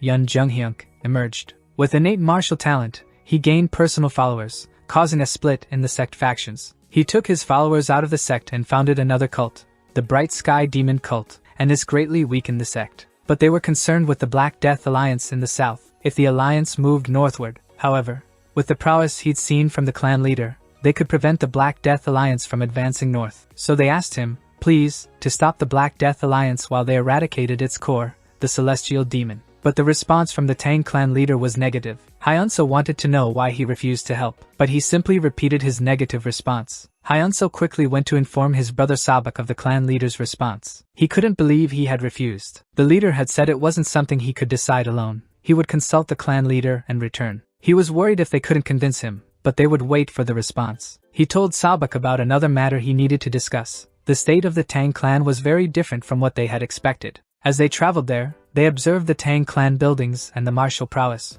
of the various warriors in training, and the atmosphere among the clan members was completely opposite to the rumors he'd always heard. However, his brother said he had also noticed that there must be some force that instantly revived him. He thought that, somehow, they should bring him to their side. That was when Tang Yuri and her father appeared. They said he was responsible for the clan's general affairs and that the clan leader had ordered him to bring the two of them. Arriving in the presence of the current leader, they realized it was a woman who introduced herself as Tang Jaihai. She stated that she was the acting leader of the Tang clan of Sichuan. They could sense the presence of energy. It was definitely the fire realm. Now they understood why the clan had regained its strength. The martial prowess of the clan leader was astonishing, and the interim clan leader was also in the fire realm. When they told her that their sect urgently needed support to eradicate an evil sect, they asked her to consider it. However, her son had already refused once. She asked him if he still felt the same way. His response was affirmative. Then they asked the clan leader why he still thought that way, as if it were impossible to stop the evil sect. The leader responded that, as far as he understood, the Black Death Alliance did not harass common people. They collected protection fees but also eliminated bandits, acting almost like the orthodox factions. In such a situation, they had no justification for attacking them first. When the Black Death Alliance and the Finger of the Bright Sky Demon invaded and destroyed a Tang clan, he had heard that none of the orthodox factions had come to help. He understood that they should prioritize their own sect's safety and wasn't blaming anyone for it. But now they sought help under the guise of eradicating evil sects. The clan leaders' words were so heavy they couldn't lift their heads. They preached justice but only acted when their own sects were threatened. Upon hearing this, the elder brother thought he might be getting angry again. So he simply said they were willing to pay a fair price for the help and asked her to please consider it. Yeonmyang said that, since they had put it that way, they could discuss the forces they might deploy. But first, he wanted to know how much they were willing to pay. However, they left feeling quite shaken. The price to be paid was several years' worth of their sect's maintenance costs. They commented that they must be very confident to demand such a sum. Certainly, the clan leader's martial prowess was impressive, but it was uncertain. Perhaps the clan leader was at the same, or even a higher level. Yeonmyang, watching them, began to wonder if they had noticed they were keeping their meridians open. He was a more perceptive observer than he seemed. It wasn't just about extracting money. The son explained that it wasn't sudden since they mentioned the good Black Death Alliance, but he didn't trust them. However, it was true that order had been maintained after the fall of all major factions, and it was because of one man, Yu Gil-jun. He knew the only reason they were classified as an evil faction was that they didn't join the orthodox faction. If things went slightly wrong, they would push their competitors aside and plant spies to bring down other clans or invade. The current order was a temporary phenomenon. If Yu Gil-jun disappeared one day, the evil factions, his mother knew that, indeed, it was like cutting the problem off at the root. She understood his perspective, and wanted to know what he planned to do. He said the plan was simple. He just needed to prevent them from moving northward. He explained that instead of blocking them from the outside, he would disrupt them internally so they couldn't leave. It made sense, but she wanted to know how he would reach him. The challenger explained that they had recently sent an invitation. His mother was shocked to learn they had sent an invitation for a gathering in Sichuan. Unlike in the past, the gathering was a tournament where young masters from the evil factions competed. If it was as he suspected, they wouldn't abandon their malicious intentions, and that was when he would eliminate them all. It was said that when Yanjiang arrived at the Tang clan, she was sure she wouldn't do anything to offend the leader. She also remembered that the fate of the main clan depended on her. The young woman asked him not to worry. Her Tang clan leader was indeed an extraordinary man. She would win him over. Aijin was speaking with Master Tihil, who had brought food and medicine. The two orthodox visitors asked the young man to come in. Aijin asked if his internal injuries were improving. Excited, he said that thanks to his grandfather's medicine, it had been very effective. However, at first, he was anxious to drink it because it contained some poisonous herbs and plants. But after drinking it, his internal injuries quickly improved. He thought that, at this rate of recovery, he would soon be able to return to their sect. He mentioned that it was a bit noisy outside that day and asked if something was happening. It was commented that it was likely because Jiggle was returning. This was a surprise to both, as the Tang clan and the Jiggle clan had maintained close relations for a long time. This time, they agreed to create a defensive formation in the outer grounds. Hyeonso had heard about their friendship, but setting up a formation, he didn't know much about formations but guessed it was expensive. One of them asked if the Tang clan was covering the costs, and the young man replied that it was the Jiggle clan who was paying for everything. And according to the clan leader, the Jiggle clan was very cooperative. The two concluded that the patrol members must have discovered some weakness. Jiggle and his niece were about to enter the clan leader's office. He was giving her final instructions, and she assured him not to worry, as she knew herself well. There wasn't a man who wouldn't be charmed by her beauty. Her uncle thought she did indeed remind him a bit of his sister,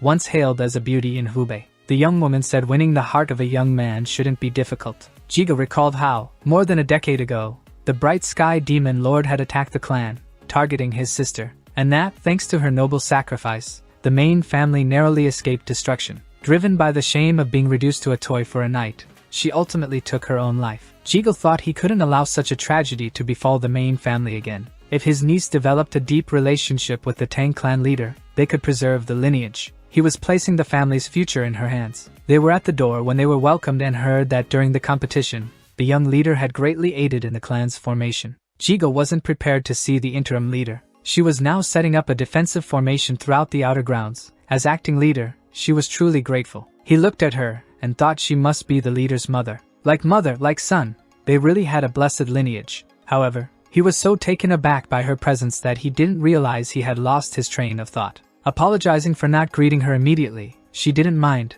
as he hadn't been there when she took charge. She was understanding. She told him he must be tired from the journey and to rest well before starting work. She also noticed the young lady next to him, who introduced herself as his niece, brought to strengthen ties between the clans. She heard her uncle asking her to greet the clan leader. She simply stared at the leader, who was very handsome. Realizing she had been looking at him for too long, she decided to introduce herself formally. She greeted them both and introduced herself, though a bit late, sincerely congratulating them on becoming the acting clan leader. The interim leader thought the girl was very well-mannered and told her she was very beautiful and that, in a few years, many young men would have broken hearts over her. She bowed to the leader and thanked her. The interim leader remembered that she had been quite popular in her youth as well. The young woman said the interim leader was still very beautiful and that, upon seeing her for the first time, she thought she was the clan leader's sister. The girl thought that with such a lovely and kind mother, it was no wonder the leader was so impressive. The interim leader said that since the girl was the same age as her son,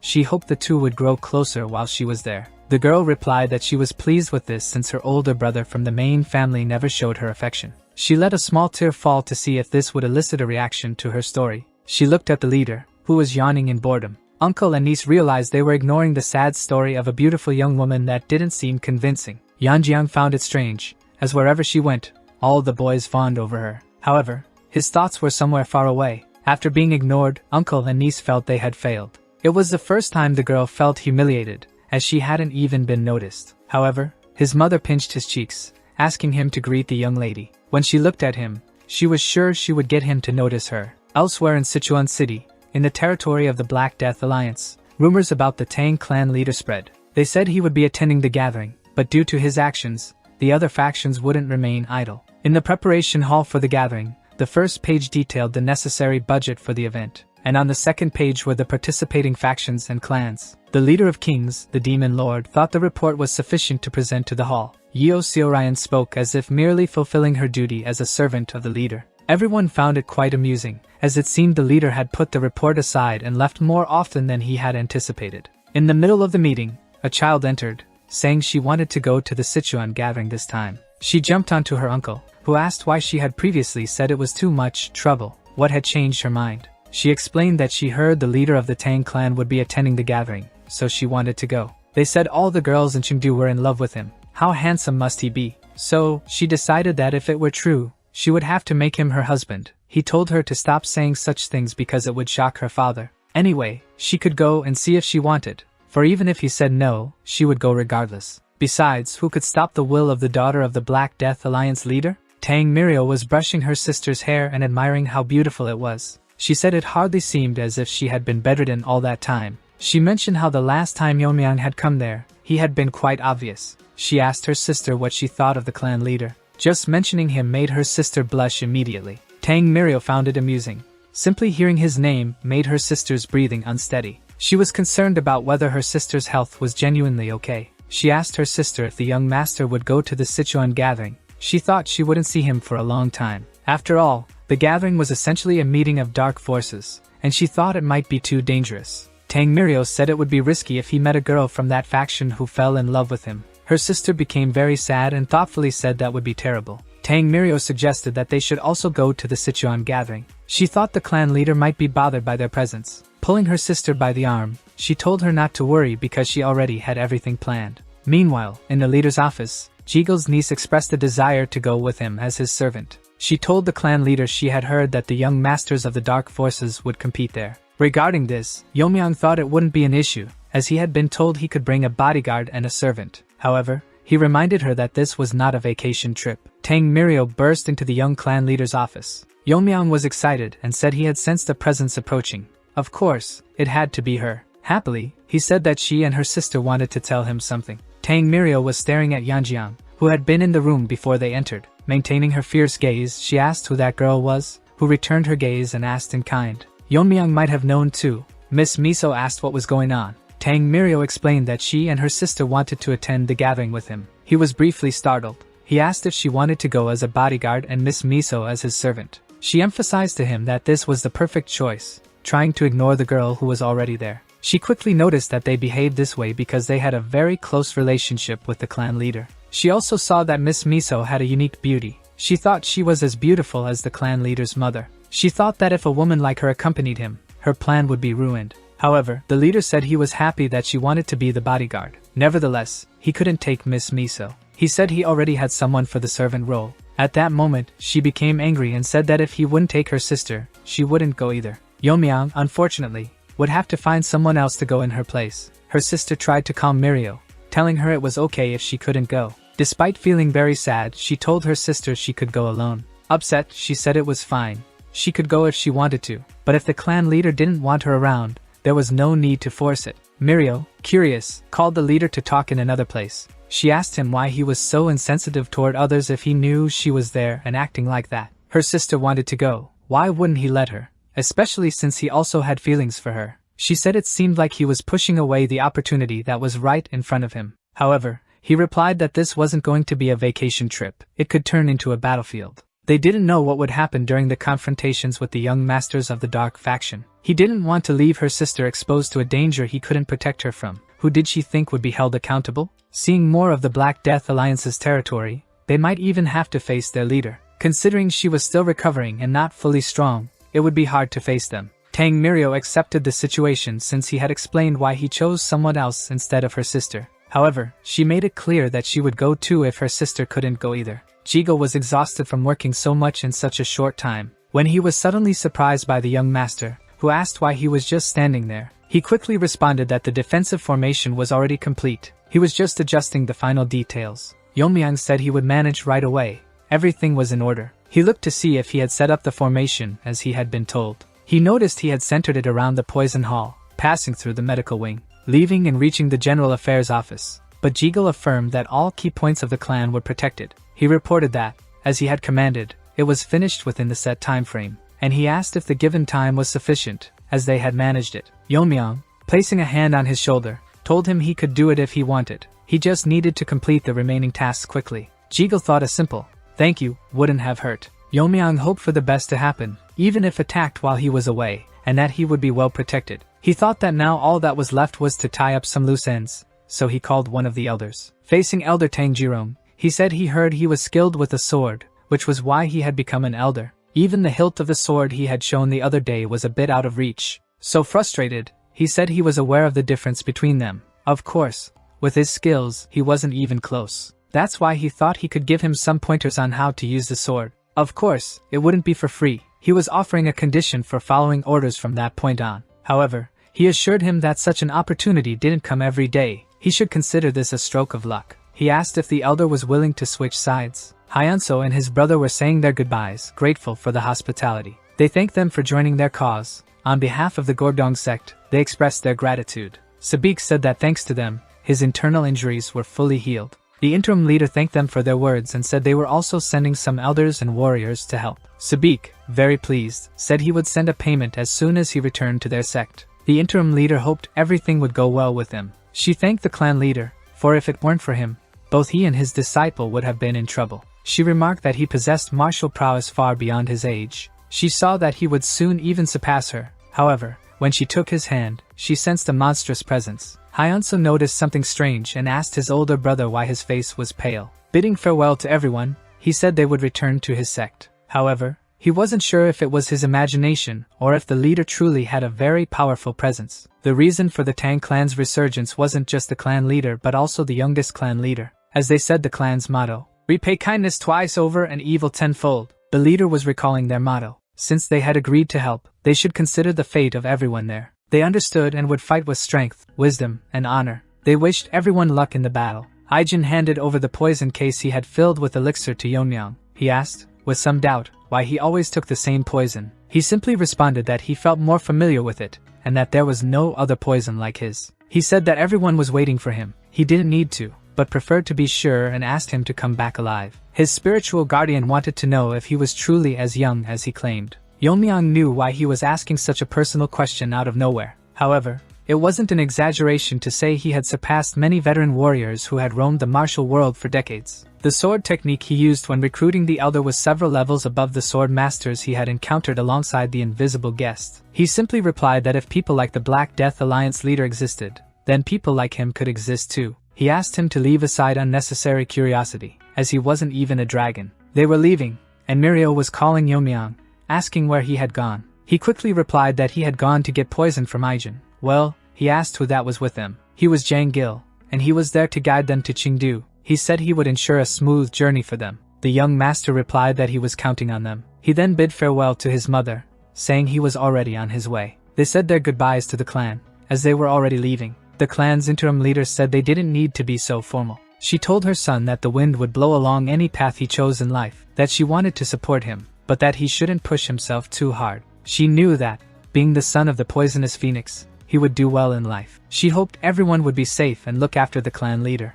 Then she told everyone to go with calm and peace. Sichuan Hainyang was bustling, as they were expecting the gathering, and everything had turned into a festival. The two were amazed, as it really looked like a festival. Mirio thought it looked different from the last time she was there. She had been there a few times when her father was running the merchant company. He mentioned that her father had talked about it. If the clan grew, it would be beneficial to have a merchant company to maintain financial stability. They couldn't rely on the elders' diverted funds and the profits from the medical wing forever. He told her that after everything was over, she should talk to her father about it. He was planning to help him restart the merchant business. Outside the sword forge, someone was sleeping, as there weren't even any customers. Frustrated, he hoped someone would show up, as it was another slow day. Someone told him they couldn't hear any hammering from that place and asked if it wasn't open for business. Yeonmyeong spoke to that man, saying he was there to see the swords. The man was pleased, as he noticed the young man looked familiar. He welcomed him and said he would show him the swords. Observing them,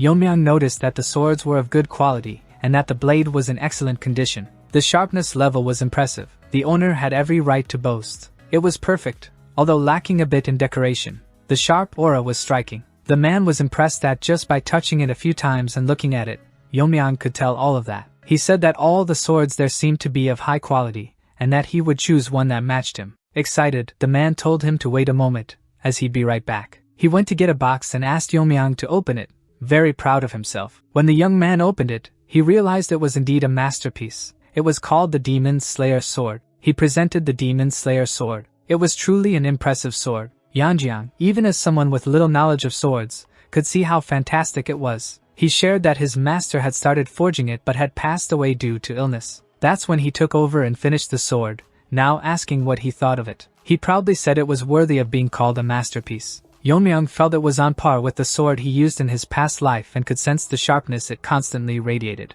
Although it was a very bright sword, he really didn't need a blade of that caliber. On the contrary, he thought the man should be proud of the sword he had crafted. However, he felt that a sword like that would draw unnecessary attention. A simpler sword would suit him better. So, he would pay for the one he had chosen before. Disheartened, the man said if that's what he thought was best. As he was finalizing the purchase, some troublemakers arrived, asking what was going on. The forged man addressed him as young Master Yun, looking quite scared. But the young man said he had ordered the best sword and that he was using it to deceive. He wanted to know how a mere blacksmith could dare mock him. The blacksmith tried to say it was just a misunderstanding. Yeomyang, looking at those people, thought there was something strange about them, as if they were bodyguards. He sensed something was wrong. His spiritual guardian said he knew something felt off. It was the demonic energy. The guardian had faced it a few times before with the invisible guest. He just didn't know what those demon sect bastards were doing in Sichuan. He ordered Yeomyang to step aside, as he would take care of the blacksmith, and if he didn't move,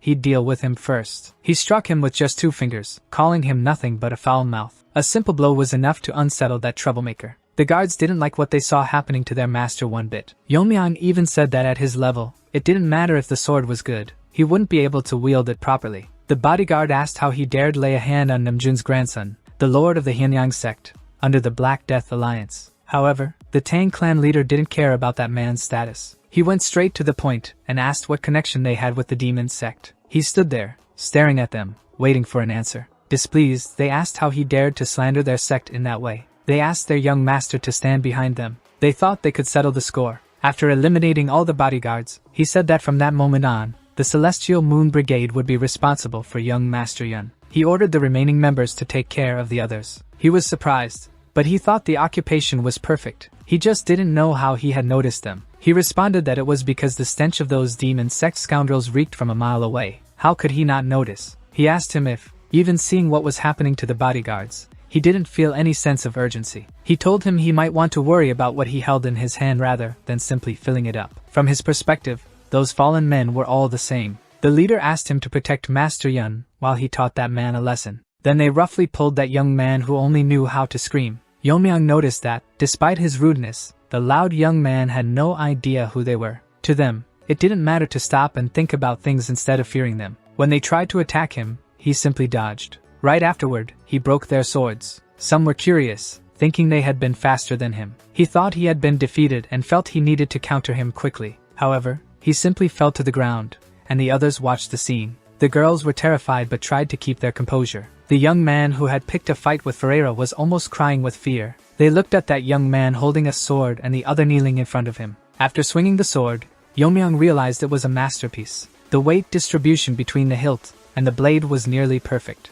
This is the blacksmith who had done a true master's work. He said his master had created a masterpiece. He added that he, continuing the legacy, was also quite remarkable. Every master said that the valuable goal was to eventually find the rightful owner. He could see that the sword itself would one day find its master. He left instructions that he should only give the sword to someone who could truly appreciate its value. He happily thought he had found the rightful owner of the Demon Slayer sword. Looking at them with his sword in hand, Yeomyang asked who would be next to try their luck. They all came at once, attempting to attack him simultaneously. That only brought a slight smile to his face. After all, it was just what he wanted, a chance to train a bit more. The girls were already too tired to be surprised by anything he did. They weren't quite sure when he had learned swordsmanship. Someone remarked that everything was going so smoothly, all too easy. He thought those Black Death Alliance scoundrels had no idea he was from the Divine Celestial Demon sect. He believed that Yeo Sochong's son had the martial talent to lead the Yun clan lineage. He thought that if he managed to have him showcase his martial skills at the gathering, it would be the first step in weakening their power once they realized what was happening. The demonic path would have already dominated Sichuan. His henchmen arrived shouting loudly, severely wounded. He found it odd when a brigade member escorted Sochong. They reported that young Master Yun was being attacked by a masked assailant. Meanwhile, in that place, Yeomyang was finishing off the remaining ones. He was almost done clearing everything there. Mirio wanted to know who would take care of that mess. She asked if he was at ease with that, as she had seen one of them running off yelling for reinforcements. He replied that he had let him go on purpose, saying that fool didn't even know what was happening within the demon sect. He said there must be someone who had hired those guys to protect. The young man continued to yell that he wasn't part of the demon sect and didn't even know who those people were. Yeomyang, placing the sword lightly on his neck, told him that he would find out. When the others arrived, they could ask. It didn't take long to hear shouting, ordering them to leave. His father had returned with the army, and was shouting to let his son go. He said if they resisted, they would cut them all up and feed the pieces to the pigs.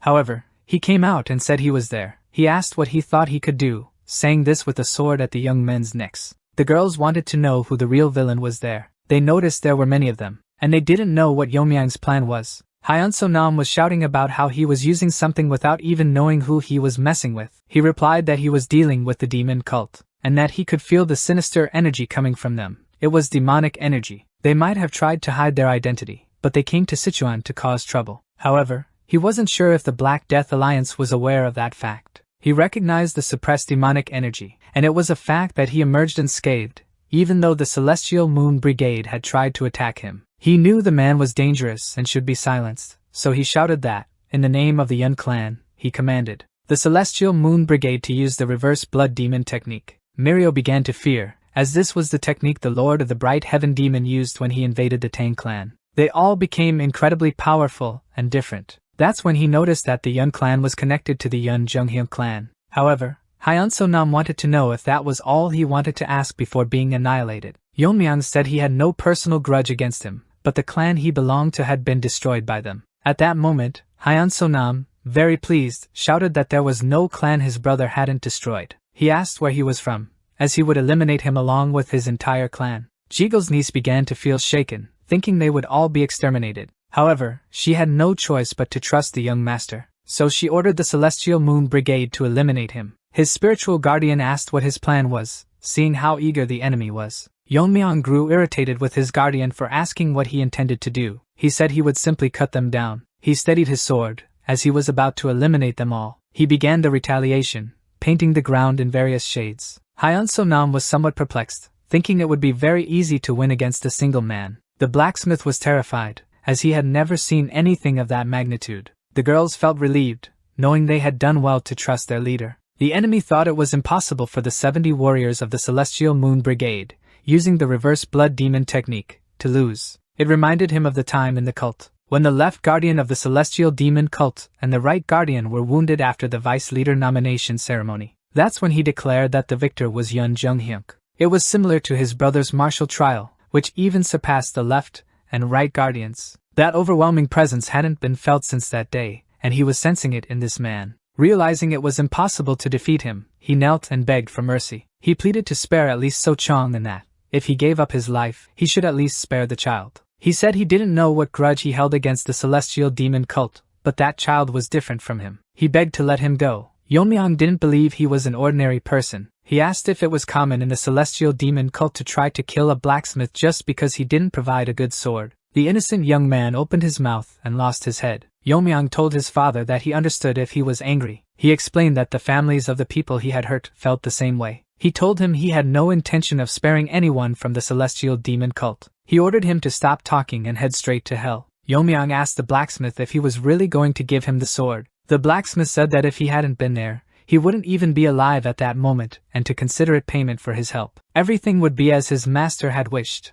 The sword had found its true owner. Mirio spoke to the clan leader, asking why he was hesitating if he was meant to use it. Yeomyang said that if that's what they wanted, he would use it. However, since the sword stood out too much, he wanted a simple sheath to store it. His spiritual guardian thought that each time he looked at him, he was more impressed. He could call him a master of swords and believe it. He knew that when that child grew, he would be an even greater monster than Young-air. Our video ends here. If you enjoyed it, please like and subscribe to the channel. Until next time, bye bye.